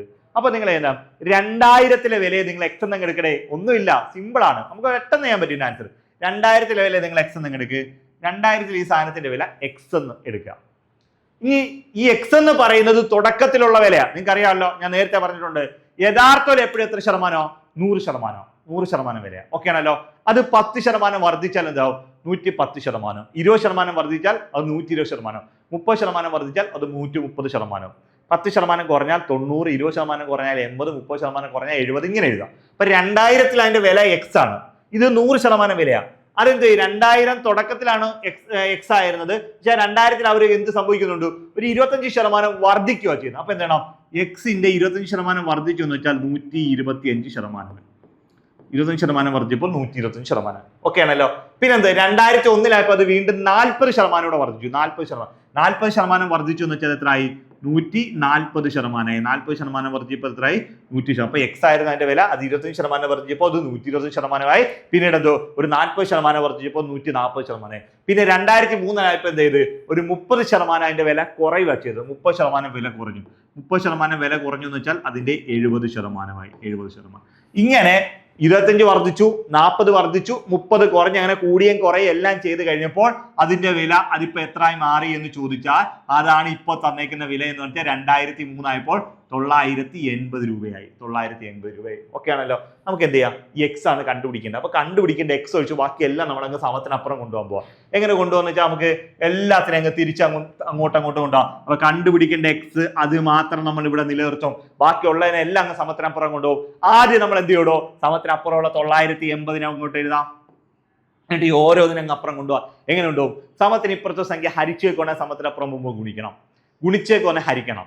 കൂട്ടിയൊക്കെ ഒന്ന് കുറയ്ക്കണം. കുറച്ചൊക്കെ ഒന്ന് കൂട്ടണം. പ്ലസ് ആണെ മൈനസ് ആക്കണം. മൈനസ് ആണെ പ്ലസ് ആക്കണം. സമത്തിന് അപ്പുറത്ത് എന്ത് പ്രവൃത്തി ചെയ്തിട്ടുണ്ടോ അതിന്റെ ഓപ്പോസിറ്റ് പ്രവൃത്തി വേണം സമത്തിന് ഇപ്പുറം വരുമ്പോൾ ചെയ്യും. സമത്തിന് അപ്പുറത്ത് എന്ത് പ്രവൃത്തിയാണ് ചെയ്തിട്ടുള്ളത് അതിന്റെ ഓപ്പോസിറ്റ് പ്രവൃത്തി വേണം സമത്തിന് ഇപ്പുറം വരുമ്പോൾ ചെയ്യാനുള്ളത്. ക്ലിയർ ആവുന്നുണ്ടല്ലോ? ഓക്കെ, അപ്പൊ വരയുടെ താഴെയാണ് 100 കിടക്കുന്നത്. ഇത് സമത്തിനപ്പുറം പോകുമ്പോൾ വരയുടെ മേളിൽ പോകണം ഈ 100. ഇവിടെ വരയുടെ താഴെ 100 കിടക്കുന്നത്. സമത്തിനപ്പുറം പോകുമ്പോൾ വരയുടെ മേളിൽ പോകണം 100. ഇവിടെ വരയുടെ താഴെ 100 കിടക്കുന്നത്. അപ്പുറത്ത് പോകുമ്പോൾ സമത്തിനപ്പുറം വരയുടെ മേളിൽ പോകണം. ഇപ്പുറത്ത് സമത്തിന് അപ്പുറത്തോട്ട് വേണ്ട. ഇപ്പുറത്ത് കിടന്നതിന് സമത്തിന് ഇപ്പുറമാണ്. ഈ സമത്തിന് ഇപ്പുറത്ത് കിടക്കുന്ന ഒരു ഇവിടെ മേളിൽ കിടക്കുക ഗുണിച്ചേക്ക് ഇപ്പുറത്ത് വരുമ്പോൾ താഴെ വരണം 125 ഇൻറ്റു ഇവിടെ മേളിൽ കിടക്കുക 150 താഴെ വരണം 140 ഇൻറ്റു മേളിലേക്ക് 70 മേളിൽ കിടക്കുക താഴെ വരണം 70. ഓക്കെ ആണല്ലോ. ഇനി നമുക്ക് എന്ത് ചെയ്യാം? ദാ ഈ 0 ഈ 0 ഇട്ടാം. ഈ 0 ഈ 0 ഇട്ടാം. 0 ഇട്ടെല്ലാം കഴിഞ്ഞു. ഓക്കെ ആണല്ലോ. ഇനി നമുക്ക് എന്ത് വെട്ടാം? ഇനി ഇവിടെ വെട്ടാന്ന് വെച്ച് കഴിഞ്ഞാൽ വേണ്ടേ 25 ചുറ്റിനും പോണ്ടേ 5 25 125 4 25 100. ഓക്കെ ആണല്ലോ, 4 25 100. ഓക്കെ, ഇവിടെ ഞാൻ എന്ത് വെച്ച് വെട്ടാം? 7 വെച്ച് വെട്ടാം. 1 7 7 ശിഷ്ടൻ 2 4 7 28 14 കിട്ടും. ഈ 14ഉം ദാ ഈ 14 അങ്ങ് വെട്ടിപ്പോ. 14 വെട്ടിപ്പോ. വെട്ടിയല്ലോ. ഓക്കെ, ഇനി എന്താ? 1 5 5 ഇവിടെ വെട്ടുമ്പോ ഇവിടെ ഒരു 14 ഇവിടെ ഒരു 1 ഉണ്ട്. 1 0 ആണ് 10. 1 5 5 ഈ റഞ്ച് 10. ഓക്കെ ആണല്ലോ. ഓക്കെ, 2 × 4 8 എന്ന് കിട്ടും. 8 ഇവിടുത്തെ 2 0 കൊണ്ട് എടുത്ത് 3 ടോടോ 800 രൂപ വന്നിട്ട് 3 ടോടോ. ഇതിന്റെ ആൻസർ എന്ന് പറയുന്നത് 800 രൂപയാണ്. ബി ഓപ്ഷൻ ആണ് ഇതിന്റെ ആൻസർ.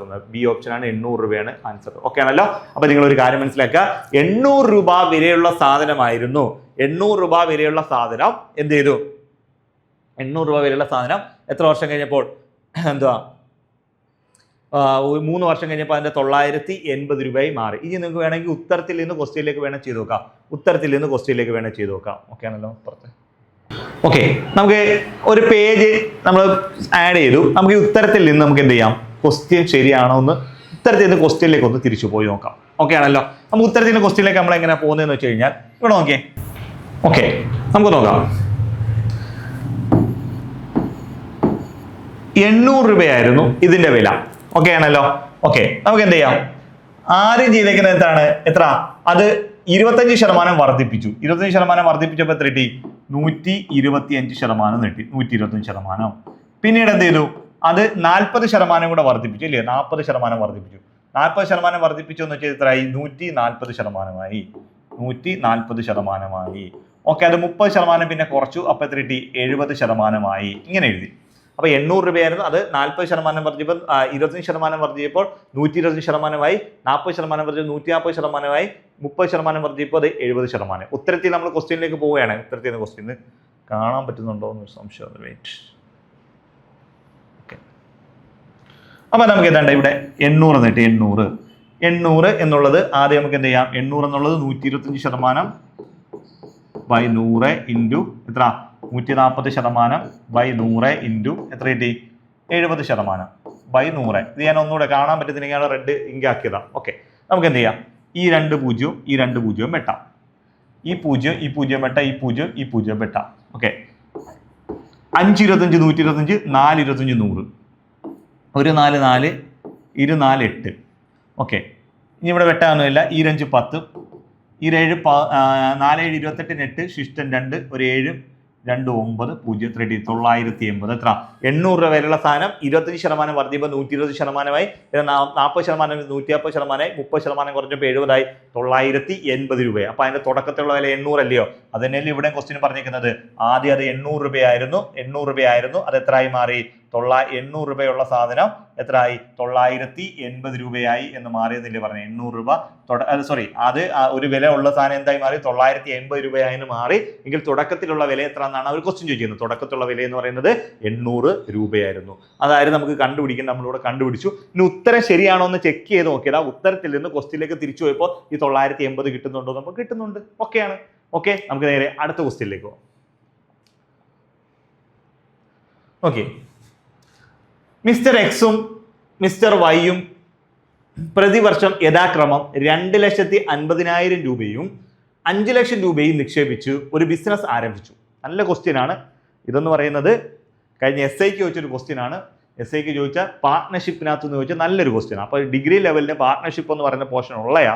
പാർട്ട്ണർഷിപ്പിനകത്ത് ചോദിച്ചാൽ നല്ലൊരു ക്വസ്റ്റ്യൻ ആണ് ഇത്. ഓക്കെ ആണല്ലോ. കാര്യമൊന്നുമില്ല, വളരെ എളുപ്പത്തിൽ ചെയ്യാൻ പറ്റും. ഓക്കെ, മിസ്റ്റർ എക്സും വൈയും പ്രതിവർഷം യഥാക്രമം 2,50,000 രൂപയും 5 ലക്ഷം രൂപയും നിക്ഷേപിച്ചു ഒരു ബിസിനസ് ആരംഭിച്ചു. കണ്ടല്ലോ. ഇന്നെന്താ പറഞ്ഞേ? ഒരു വർഷത്തിന് ശേഷം മിസ്റ്റർ എക്സ് ഈ 2,50,000 രൂപ കൂടി നിക്ഷേപിച്ചു. അതേസമയം മിസ്റ്റർ വൈ ബിസിനസ്സിൽ നിന്നും 1 ലക്ഷം രൂപ പിൻവലിച്ചു. 2 വർഷം കഴിയുമ്പോൾ മൊത്തം ലാഭം 6,60,000 രൂപയെങ്കിൽ ഓരോരുത്തരുടെയും ലാഭം എത്ര എന്നാണ് ചോദിച്ചിരിക്കുന്നത്. ഇത് ക്വസ്റ്റ്യൻ കണ്ടല്ലോ. വളരെ സിമ്പിൾ ആയിട്ടുള്ള ഒരു ക്വസ്റ്റ്യൻ, വളരെ എളുപ്പത്തിൽ ചെയ്യാൻ പറ്റുന്ന. ഇത് പാർട്ട്ണർഷിപ്പ് എന്ന് പറയുന്നതാണ്. പാർട്ട്ണർഷിപ്പ് എന്ന് പറഞ്ഞാൽ 2 തരം പാർട്ട്ണർഷിപ്പ് ഉണ്ട്. ഒന്ന് സിമ്പിൾ പാർട്ട്ണർഷിപ്പ് ഉണ്ട്, ഒന്ന് കോമ്പൗണ്ട് പാർട്ട്ണർഷിപ്പ് ഉണ്ട്. സിമ്പിൾ പാർട്ട്ണർഷിപ്പിന്റെ പ്രത്യേകത എന്ന് വെച്ച് കഴിഞ്ഞാൽ ഒരു തുക നമ്മൾ ഫിക്സഡ് ആയിട്ട് ഇട്ട് കഴിഞ്ഞാൽ അത് ബിസിനസ് തീരുന്നവരെയും ആ തുക തന്നെ ആയിരിക്കും അവർ കിടക്കുന്നത്. പിന്നെ അതിനകത്തേക്ക് എന്ത് ചെയ്യത്തില്ല, പുതിയതായിട്ട് ആരും കൊണ്ടുവന്ന് പൈസ ഒന്നും ഇടത്തില്ല. ഇപ്പോൾ ഞാൻ 1 ലക്ഷം രൂപ ഇട്ട് വേറെ 2 ലക്ഷം രൂപ ഇട്ടു എങ്കിൽ ആ ബിസിനസ് തുടങ്ങിയ തീരുന്ന വരെ ഒരാൾ 1 ലക്ഷം മറ്റേ 2 ലക്ഷം ഇടത്തുള്ളൂ. പുതുതായിട്ട് ആരും പൈസ കൊണ്ട് ഇടത്തില്ല, ആരും പൈസ എടുത്തുകൊണ്ട് പോകത്തില്ല, പുതിയ പാർട്ട്നേഴ്സ് വരുത്തില്ല. അങ്ങനെയുള്ള പാർട്ണർഷിപ്പിനെ വിളിക്കുന്നവരാണ് സിമ്പിൾ പാർട്ണർഷിപ്പ് എന്ന് പറയുന്നത്. മനസ്സിലായല്ലോ? ഓക്കെ, അവരുടെ ഈ എമൗണ്ട് വേരി ചെയ്യത്തില്ല. മനസ്സിലാവുന്നുണ്ടല്ലോ? ഓക്കെ, അതേപോലെ തന്നെ ഇപ്പം ഞാൻ 1 ലക്ഷം രൂപ ഇട്ടു, വേറെ ആൾ 2 ലക്ഷം ഇട്ടു, കുറച്ച് കഴിയുമ്പോൾ ഞാൻ ഒരു 5 ലക്ഷം രൂപ ഇട്ടു, മറ്റൊരു 50,000 രൂപ പിൻവലിച്ചുകൊണ്ട് പോയി. അങ്ങനെ ഓരോ വർഷം കഴിയുമ്പോൾ ഇവരുടെ എമൗണ്ട് ഇങ്ങനെ മാറിക്കൊണ്ടിരിക്കുകയും പിന്നെ കുറച്ചാൾ കഴിയുമ്പോൾ വേറെ പാർട്ണർ കയറി വരികയൊക്കെ ചെയ്താൽ ഇതിനെയാണെങ്കിൽ അന്ന് പറയുന്നവരാണ് കോമ്പൗണ്ട് പാർട്ണർഷിപ്പ് എന്ന് പറയുന്നത്. എന്താണ് പറയുന്നത്? Compound partner. ഒരാൾ വരികയും വേറെ ആൾ പോവുകയൊക്കെ ചെയ്താൽ അതിന് നമ്മൾ വിളിക്കുന്നവരാണ് കോമ്പൗണ്ട് പാർട്ണർഷിപ്പ്, അല്ലെങ്കിൽ പൈസ ഇട്ടുകയും പൈസ എടുത്തുകൊണ്ട് പോവുകയൊക്കെ ചെയ്താൽ. പക്ഷെ സിമ്പിൾ പാർട്ണർഷിപ്പിനകത്ത് എന്ത് ചെയ്യാം, എല്ലാ വർഷവും ഒരേ തുക തന്നെ ആയിരിക്കും. എന്താണെന്ന് പറയാ, ഒരേ തുക തന്നെ ആയിരിക്കും. ബിസിനസ് തീരുന്നവരെ അവർ ആദ്യം നിക്ഷേപിച്ച തുക തന്നെ ബിസിനസ്സിൽ കാണത്തുള്ളൂ. ഓക്കെ ആണല്ലോ? അങ്ങനെയുള്ളവരെ നമ്മൾ വിളിക്കുന്നവരാണ് കോമ്പൗണ്ട് പിന്നെ സിമ്പിൾ പാർട്ണർഷിപ്പും. പൈസ പുതിയ പുതിയ ആൾക്കാരെ കൊണ്ട് ഇടുകയും എടുത്തുകൊണ്ട് പോവുകയും പുതിയ പാർട്ട്നേഴ്സ് ഒക്കെ വരികയും ചെയ്താൽ അങ്ങനെയുള്ള ബിസിനസ് നമ്മൾ വിളിക്കുക, അല്ലെങ്കിൽ പാർട്ണർഷിപ്പിനെ വിളിക്കുന്നവരാണ് കോമ്പൗണ്ട് പാർട്ണർഷിപ്പ് എന്നാണ് വിളിക്കുന്നത്. ഓക്കെ ആണല്ലോ? അപ്പൊ സിമ്പിൾ ഇതൊരു കോമ്പൗണ്ട് പാർട്ണർഷിപ്പാണ്. കാരണം എന്താണെന്നറിയോ, ഇവിടുത്തെ എമൗണ്ട് എന്ത് ചെയ്തുകൊണ്ട് ഇങ്ങനെ മാറിക്കൊണ്ടിരിക്കുന്നുണ്ട്, ഒരാൾ ഇടുന്നുണ്ട്, ഒരാൾ എടുത്തുകൊണ്ട് പോകുന്നുണ്ട്, അങ്ങനെയൊക്കെ പറയുന്നുണ്ട്. ഓക്കെ, നമുക്ക് നേരെ കാര്യത്തിലേക്ക് പോവാം.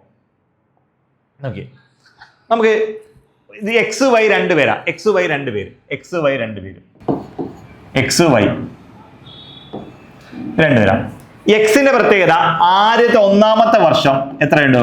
2,50,000 രൂപ ഇടും. അപ്പൊ ഒരു വർഷത്തേക്ക് 2,50,000, 2,50,000 രൂപ ഒന്നാമത്തെ വർഷം എക്സ് ഇടും. ഒന്നാമത്തെ വർഷം 2,50,000. അപ്പൊ 2,50,000 ഇൻറ്റു 1, ഒന്നാമത്തെ വർഷം 2,50,000 രൂപ. ഓക്കെ ആണല്ലോ? പിന്നീട് എന്ത് ചെയ്യും? ഒരു വർഷം കൂടെ കഴിയുമ്പോൾ നോക്കിയാണോ, വീണ്ടും ഒരു വർഷം കൂടെ കഴിയുമ്പോൾ വീണ്ടും മിസ്റ്റർ എക്സ് ആരംഭിച്ച് ഒരാൾ ഒരു 2,50,000 രൂപ, എക്സ് 2,50,000 രൂപ, വൈ എന്ന് വെച്ചാൽ 5 ലക്ഷം രൂപ ഇട്ടേക്കുന്നത്. ഒരു വർഷം കഴിഞ്ഞപ്പോൾ മിസ്റ്റർ എക്സ് വീണ്ടും എന്ത് ചെയ്തു? വീണ്ടും ഒരു 2,50,000 രൂപ ഇട്ടു, 2,50,000 രൂപ ഇട്ടു. ഓക്കെ, മറ്റേ ആളുടെ എത്ര? 5 ലക്ഷം. അപ്പൊ ഇവിടെ വൈ ഇടത് നമുക്ക് ഇങ്ങോട്ട് മാറ്റി എഴുതാം. വൈ ഇടത്, വൈയുടെ എന്ന് പറഞ്ഞാൽ എത്ര? 5 ലക്ഷം രൂപയാണ് കിടക്കുന്നത്, 5 ലക്ഷം രൂപ. ഓക്കെ, 5 ലക്ഷം രൂപ എത്ര വർഷത്തേക്ക്? ഒരു വർഷത്തേക്ക്. എക്സിന്റെ 2,50,000 രൂപ ഒരു വർഷത്തേക്കും, വൈയുടേത് 5 ലക്ഷം രൂപ ഒരു വർഷത്തേക്കും. പിന്നെ ഒരു വർഷം കഴിഞ്ഞപ്പോൾ എന്ത് ചെയ്തു? മിസ്റ്റർ എക്സ് കൊണ്ടുവന്നിട്ട്, പിന്നെ ഒരു വർഷം കഴിഞ്ഞപ്പോൾ മിസ്റ്റർ എക്സ് കൊണ്ടുവന്നിട്ട് ഇതിലേക്ക് എത്ര രൂപ ഇട്ടു? എത്ര രൂപ ഇട്ടു എന്ന് പറഞ്ഞാൽ വീണ്ടും ഒരു 2,50,000 രൂപ ഇട്ടു. അപ്പൊ എന്താ, ആദ്യത്തെ ഒരു വർഷം വരെ ഇയാൾക്ക് 2.5 ലക്ഷം രൂപയും, ഇയാൾക്ക് ആദ്യത്തെ ഒരു വർഷം വരെ 5 ലക്ഷം രൂപയും കിടപ്പുണ്ട്. പിന്നെ ഒരു വർഷം കഴിഞ്ഞപ്പോൾ ഇയാൾ കൊണ്ടുവന്ന് വീണ്ടും ഒരു 2.5 ലക്ഷം രൂപ ഇട്ടു എന്ന് പറഞ്ഞു. 2 ലക്ഷം രൂപയുടെ ഇടുമെന്ന് പറഞ്ഞാൽ ഈ 2.5 ലക്ഷം വീണ്ടും 2 ലക്ഷം രൂപ കൂടുമ്പോൾ 5 ലക്ഷം രൂപ, വീണ്ടും 5 ലക്ഷം രൂപ ആയിട്ടുണ്ടത്. 5 ലക്ഷം രൂപ അടുത്ത ഒരു വർഷത്തേക്ക് കിടക്കുന്ന എമൗണ്ട് എന്ന് പറഞ്ഞാൽ 5 ലക്ഷം രൂപയാണ്. ആദ്യത്തെ ഒരു വർഷം 2.5 ലക്ഷം രൂപ ആണെങ്കിൽ അടുത്തൊരു വർഷം 2.5 ലക്ഷം ഇട്ടപ്പോൾ ആ രണ്ടാമത്തെ വർഷം ഫുള്ള് അക്കൗണ്ടിൽ കിടക്കുന്നത് 5 ലക്ഷം രൂപ, അല്ലെങ്കിൽ ബിസിനസ് കിടക്കുന്നത് 5 ലക്ഷം രൂപയാണ്. മനസ്സിലായല്ലോ? അത് എത്ര വർഷത്തേക്കാ? ഒരു വർഷത്തേക്കാണ്, അതും ഒരു വർഷത്തേക്ക്. ഓക്കെ ആണല്ലോ? Is to. അപ്പൊ ഇതെന്താ എക്സിന്റെ പരിപാടി. ഇപ്പൊ അങ്ങനെ 2 വർഷം അവർ ബിസിനസ് ചെയ്തോളൂ. ഇയാൾക്ക് എന്ത് ചെയ്തു? ആദ്യത്തെ 5 ലക്ഷം രൂപ ഒരു വർഷത്തേക്ക് കിടപ്പുണ്ട്, ഒരു വർഷത്തേക്ക് 5 ലക്ഷം രൂപ കിടപ്പുണ്ട്. രണ്ടാമത്തെ വർഷം ഇപ്പൊ എന്ത് ചെയ്തു? ഇതിനകത്തുനിന്ന് ഒരു 1 ലക്ഷം രൂപ അയാളങ്ങ് പിൻവലിച്ചുകൊണ്ടുപോയി. ഇപ്പൊ അയാളുടെ ബിസിനസ്സിൽ എത്ര ഉള്ളു? 4 ലക്ഷം രൂപ, അടുത്ത വർഷത്തിൽ 4 ലക്ഷം രൂപയെ കിടപ്പുള്ളൂ. ഓക്കെ ആണല്ലോ? എത്ര വർഷത്തേക്ക്? ഒരു വർഷത്തേക്ക്. ഒരു വർഷത്തേക്ക് അപ്പൊ ഒരു വർഷത്തേക്ക് 5 ലക്ഷം കിടക്കുന്നു, ഒരു വർഷത്തേക്ക് 4 ലക്ഷം കിടക്കുന്നു. ഇവിടെ ഒരു വർഷത്തേക്ക് 2.5 ലക്ഷം കിടക്കുന്നു, ഒരു വർഷത്തേക്ക് 5 ലക്ഷം കിടക്കുന്നു. ഇതാണ് ഇവരുടെ റേഷ്യോ എന്ന് പറയുന്നത്. ഓക്കെ ആണല്ലോ? നമുക്ക് നോക്കാം. 2,50,000 plus 5 lakh is to 5 lakh plus 4 lakh. 4 lakh. Okay ആണല്ലോ? 4 ലക്ഷം. ഓക്കെ, 2 ലക്ഷം 5 ലക്ഷം 2.5 ലക്ഷം കുടുംബം എത്രയുണ്ട്? 7,50,000. 7,50,000 ഈസ് ടു ഇവിടെ 5 ലക്ഷം 4 ലക്ഷം കൂടുമ്പോൾ 9 ലക്ഷം. 9 ലക്ഷം. ഇതാണ് എന്തെന്ന് പറയുന്നത്? എക്സിന്റെയും വൈയുടെയും റേഷ്യോ, അവരുടെ ഇൻവെസ്റ്റ്മെന്റിന്റെ റേഷ്യോ. ഓക്കെ ആണല്ലോ? ഇവിടെ നിന്ന് എത്ര പൂജ്യം വെട്ടാം? ഒരു 4 പൂജ്യം വെട്ടാം, ഇവിടുന്ന് ഒരു 4 പൂജ്യം വെട്ടാം. ഓക്കെ ആണല്ലോ? ഇത് നമുക്ക് ഇതിനകത്ത് അപ്പുറം ഇപ്പുറം എത്ര വെച്ച് വെട്ടാം? 15 വെച്ച് വെട്ടാം. ഓക്കെ, 5 15 75, 6 15 90. 5 15 75, 6 15 90. ഓക്കെ ആണല്ലോ? ഓക്കെ, അപ്പൊ നിങ്ങൾ എന്ത് ചെയ്യണം? അവർക്ക് അവരുടെ നിക്ഷേപിച്ച തുക 5:6 എന്ന റേഷ്യോയിലാണ് ഇട്ടേക്കുന്നത്. ഇപ്പോൾ അവരുടെ മൊത്തത്തിൽ അവരുടെ ബിസിനസ്സിനകത്ത് ഇട്ടേക്കുന്നത്. ഇപ്പോൾ ലാസ്റ്റ് ബിസിനസ്സിൽ അവർ ഇട്ടേക്കുന്നത് 5:6 എന്ന റേഷ്യോയിലാണ് ഇപ്പോൾ അവരുടെ ബിസിനസ് നിൽക്കുന്നത്. ഈ റേഷ്യോയിൽ വേണം അവരുടെ പ്രോഫിറ്റ് വീതിക്കാൻ. അവരുടെ ലാഭം അവർക്ക് എത്ര കിട്ടിയോ അത് ഏത് റേഷ്യോയിലാ? 5:6 എന്ന റേഷ്യോയിൽ നിങ്ങൾക്ക് വീതിക്കണം. അവർക്ക് വീതിച്ചു കൊടുക്കണം. ഇനി എന്താണ് അവർ പറയുന്നത്? അവർക്ക് കിട്ടിയേക്കുന്ന ലാഭം എന്ന് പറയുന്നത് എത്രയാണ്? 6,60,000 ഇല്ലയോ? 6,60,000 രൂപയാണ് അവർക്ക് കിട്ടിയിരിക്കുന്ന ലാഭം. 6,60,000 രൂപ. ഓക്കെ ആണല്ലോ. ഈ 6,60,000 രൂപ അവർക്ക് ലാഭം കിട്ടിയിട്ടുണ്ടല്ലോ. നമുക്ക് എന്ത് ചെയ്യാം? ഈ 6,60,000 രൂപ, ഓക്കെ, 6,60,000 രൂപ വീതിക്കുക. അപ്പൊ എക്സിന് കിട്ടിയ തുക എത്രയാണെന്ന് അറിയാൻ, എക്സിന് കിട്ടിയ തുക ഈ 6,60,000 രൂപ ഈ 5 4 കൂടെ കൂട്ടുമ്പോൾ 5 6 കൂടെ കൂട്ടുമ്പോൾ 11 കിട്ടും. ഈ 11ൽ 5 ഭാഗം എക്സിന് കൊടുക്കണം. 11ൽ 5 ഭാഗം എക്സ് കൊടുക്കണം. ഈ 11 എന്ന് പറഞ്ഞാൽ അവർക്ക് കിട്ടിയ മൊത്തം പ്രോഫിറ്റ്. മൊത്തം പ്രോഫിറ്റ് എന്ന് വെച്ചാൽ എത്ര? 6,60,000 രൂപ. 6,60,000 രൂപയാണ് അവരുടെ മൊത്തം പ്രോഫിറ്റ്. 6,60,000 രൂപ. അതെന്ന് പറയുന്നത് അത് മൊത്തം 11 ഭാഗം, അതിൽ 5 ഭാഗം എക്സിന് കൊടുക്കണം. ഓക്കെ ആണല്ലോ. ഓക്കെ, നമുക്ക് വെട്ടാം. 1 11 11 6 11 66 5 6 30 30 4 0 3 ലക്ഷം രൂപ എന്ന് കിട്ടും. 3 ലക്ഷം രൂപയായിരിക്കും എക്സിന് കിട്ടുന്നത്. ഇനി വൈക്ക് കിട്ടുന്നത് എത്രയാണെന്ന് വെച്ച് കഴിഞ്ഞാൽ, വൈക്ക് കിട്ടുന്നത് വെച്ചാൽ ഈ 11ൽ എത്ര ഭാഗം എടുക്കാം? 6 ഭാഗം എടുക്കാം. 11ൽ 6 ഭാഗം വൈക്കുള്ള ഇൻറ്റു 6,60,000 എന്ന് കിട്ടും. 6,60,000. 1 11 11 6 11 66 6 6 36 36 3 0 3,60,000. അപ്പൊ എക്സിന് കിട്ടുന്നത് 3 ലക്ഷം രൂപ. ഒരു 2 വർഷം കഴിയുമ്പോൾ അവരുടെ ബിസിനസ് ചെയ്യുന്നത് എക്സിന് കിട്ടുന്നത് 3 ലക്ഷവും വൈക്ക് കിട്ടുന്നത് 3,60,000. അങ്ങനെ മൊത്തത്തിൽ എത്രയാണ്? 6,60,000 രൂപയാണ് അവർക്ക് മൊത്തത്തിൽ കിട്ടുന്നുണ്ട്. എക്സിന് 3 ലക്ഷവും എക്സിന് 3 ലക്ഷവും ഉണ്ട്. മിസ്റ്റർ എക്സിന് 3 ലക്ഷവും മിസ്റ്റർ വൈക്ക് 3,60,000 രൂപ എന്ന് വെച്ചാൽ സി ഓപ്ഷനാണ് ആൻസർ എന്ന് കിട്ടുന്നത്. സി ഓപ്ഷനാണ് ആൻസർ എന്ന് കിട്ടുന്നത്. ഓക്കെ ആണല്ലോ. ഓക്കെ, ഇതാണ് എൻ്റെ ആൻസർ ആയിട്ട് വരുന്നത്. ഇതെന്ന് പറയുന്നത് നമ്മുടെ ഏതാണ്?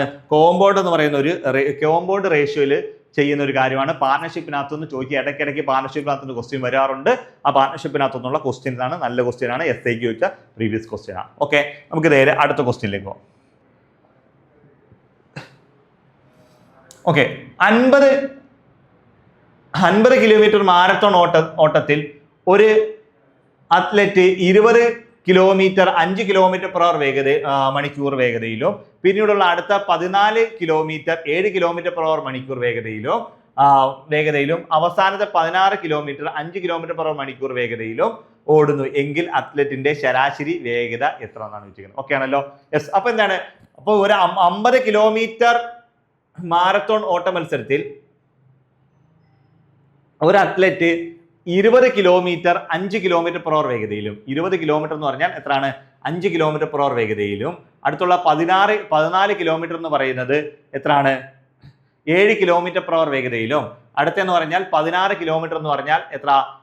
5 km/h മണിക്കൂർ വേഗതയിലുമാണ് അവർ ഓടുന്നത് എങ്കിൽ അവരുടെ ആ അത്ലറ്റിന്റെ ശരാശരി വേഗത എത്രയാണ്? ഓക്കെ, നിങ്ങൾ നോക്കിയേ. ആദ്യം 20 കിലോമീറ്റർ, പിന്നെ 14, പിന്നെ 16, 14 കുടുംബത്തിൽ കിട്ടി 30 കിട്ടി, 30 കുടുംബം 50. അപ്പൊ മൊത്തത്തിൽ 50 കിലോമീറ്റർ ആണ് ഉള്ളത്. ഓക്കെ, നമുക്ക് എന്താ ചെയ്യാം? നമുക്ക് നോക്കാം. ഈ അത്ലറ്റ് ആദ്യത്തെ 20 കിലോമീറ്റർ ദൂരം ഓടുന്നത് എങ്ങനെ ഓടുന്നത്? 20 കിലോമീറ്റർ ദൂരം ഓടുന്നത് എത്ര? 5 km/h വേഗതയിലാണ്. 5 km/h വേഗതയിൽ. ഓക്കെ ആണല്ലോ. 5 km/h വേഗതയിലാണ്. 5 km/h വേഗതയിൽ. ഓക്കെ ആണല്ലോ. അടുത്ത 14 കിലോമീറ്റർ ഓടുന്നത് 7 km/h വേഗതയിലും, 7 കിലോമീറ്റർ 14 കിലോമീറ്റർ ഓടുന്നത്. അടുത്തത് 14 കിലോമീറ്റർ ഓടുന്നത് 14 കിലോമീറ്റർ ഓടുന്നത് എത്രയാണ്? 7 km/h വേഗതയിലും.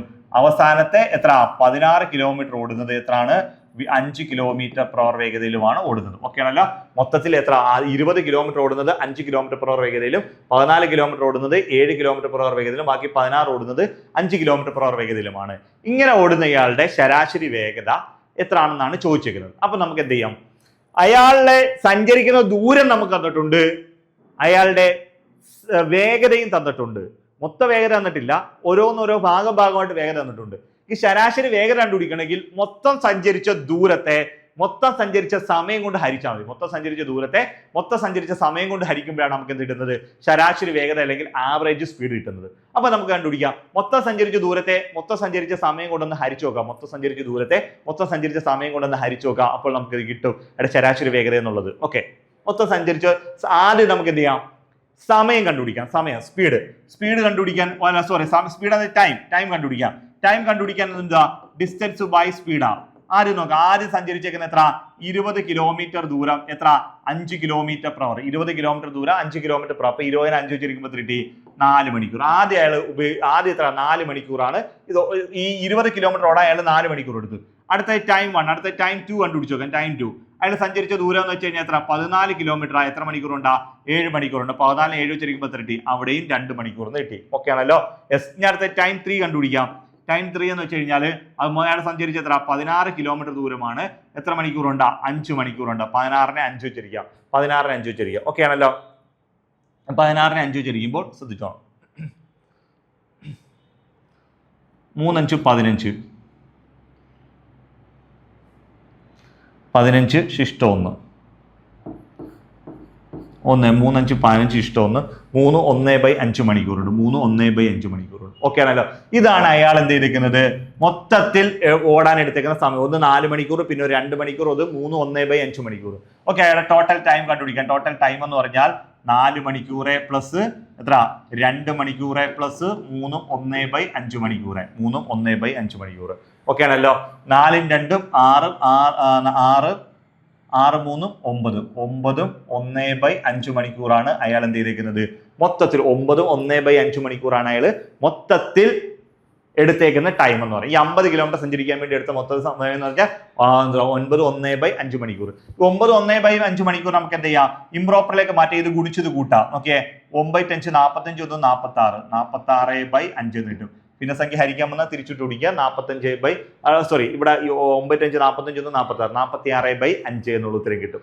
ഓക്കെ. ഇനി അയാൾ എന്തോ മൊത്തം സഞ്ചരിച്ച ദൂരം എന്ന് പറയുന്നത് 50. മൊത്തം സഞ്ചരിച്ച ദൂരം എന്ന് പറയുന്നത് 50 ബൈ നമുക്ക് അവിടെ ശരാശരി വേഗതയാണ് കണ്ടുപിടിക്കേണ്ടത്. വേഗത സ്പീഡ് കണ്ടുപിടിക്കാൻ ഇക്വേഷൻ എന്ന് വെച്ചാൽ ഡിസ്റ്റൻസ് ബൈ ടൈം ആണ്. ഡിസ്റ്റൻസ് ബൈ ടൈം വേഗത കണ്ടുപിടിക്കാൻ ഡിസ്റ്റൻസ് ബൈ ടൈം. നമുക്ക് ടൈം വേണമായിരുന്നു.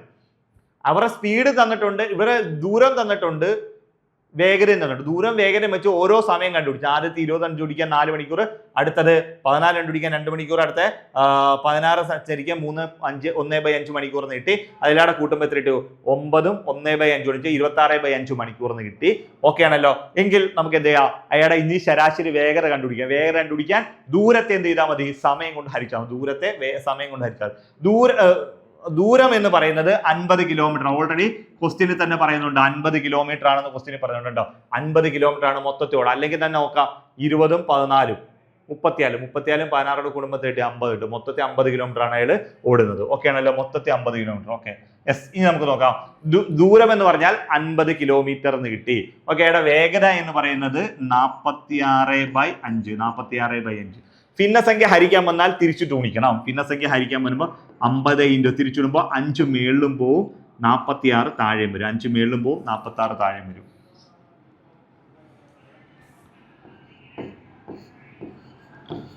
മേളിലും പോവും 46 താഴെയും വരും. ഓക്കെ ആണല്ലോ.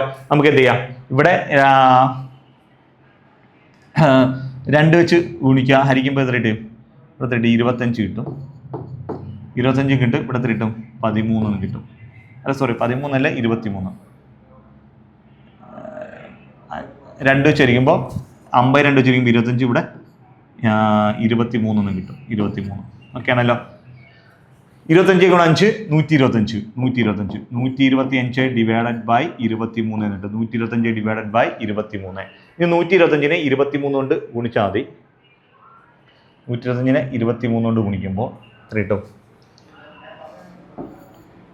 23 × 6 നോക്കിയാൽ 3 6 18 8 ഇഷ്ടം 1 ഇയാൾ 12 1 13 138 വരും. അപ്പം 5 വരുത്തുള്ളൂ.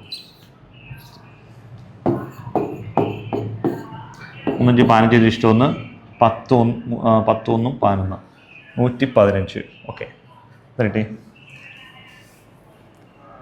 അപ്പോൾ 125നെ നമ്മൾ 23 വെച്ച് ഹരിക്കുമ്പോൾ നമുക്ക് ഇവിടെ കിട്ടുമ്പോൾ എത്ര കിട്ടും?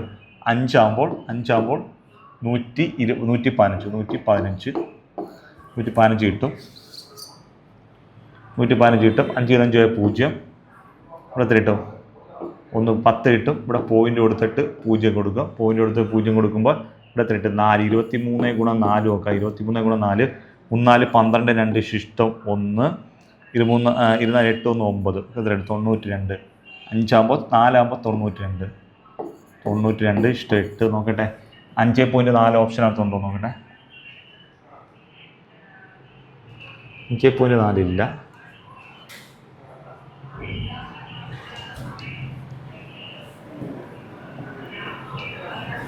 നോക്കട്ടെ. 20-നെ 5 ചരിച്ചു. 20-നെ 5 ചരിച്ചപ്പോൾ 4 5 20. 17 14-നെ 7 ചരിച്ചപ്പോൾ 2. അടുത്ത 16-നാകുമ്പോൾ 3 5 15. ശിഷ്ടം 1/5. 1/5 നീട്ടി. 1/5. 3 1/5 എന്നുള്ള ഉത്തരം കിട്ടിയിട്ടുണ്ട്. 3 5 15. ശിഷ്ടം 1. ഓക്കെ. 5 3 6 3 9. 9 1/5. 9 1/5. 9 5 45. 1 46. 46/5. ഭിന്നസംഖ്യ ആയിരിക്കും. അതിപ്പോൾ തിരിച്ചിട്ട് ഗുണിക്കുക. 5 മേളിൽ പോയി 46 താഴെ വന്ന് 2 ചരിച്ചു. 2 ചരിക്കുമ്പോൾ 50 2 25 2 50. 46-നെ ഹരിക്കുമ്പോൾ 46-നെ 23 വെച്ച് 46-നെ 23 വെച്ച് 2 വെച്ച് ഹരിക്കുമ്പോൾ 23 ഗുണം 2 46. 125 ഗുണം 5 120. 125/23. ഒന്നുകൂടെ ചെയ്ത് നോക്കാം. ഒന്നുകിൽ ക്വസ്റ്റ്യൻ ക്യാൻസൽ ആയിരിക്കും, അല്ലെങ്കിൽ നോക്കാം. മിസ്സാണ്ട 125 ഡിവൈഡഡ് ബൈ 23. ഓക്കെ ആണല്ലോ. 23 ഡിവൈഡഡ് ബൈ 5. ഓക്കെ അല്ലേ. 3 5 15. 5 ഇഷ്ടം 1. 5 10 1 11. 115. അപ്പോൾ 5 ആകുമ്പോൾ 115 വരുന്നത്. 115. ഓക്കെ ആണല്ലോ. ഇവിടെ ഹരിക്കുമ്പോൾ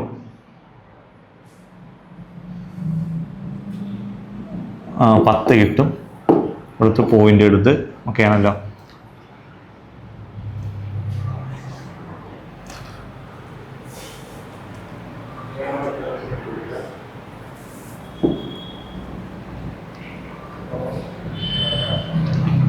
നൂറാണ്. 100 4 23 ഗുണം 4. 4 12 ഇഷ്ടം 1. 23 8 1 9.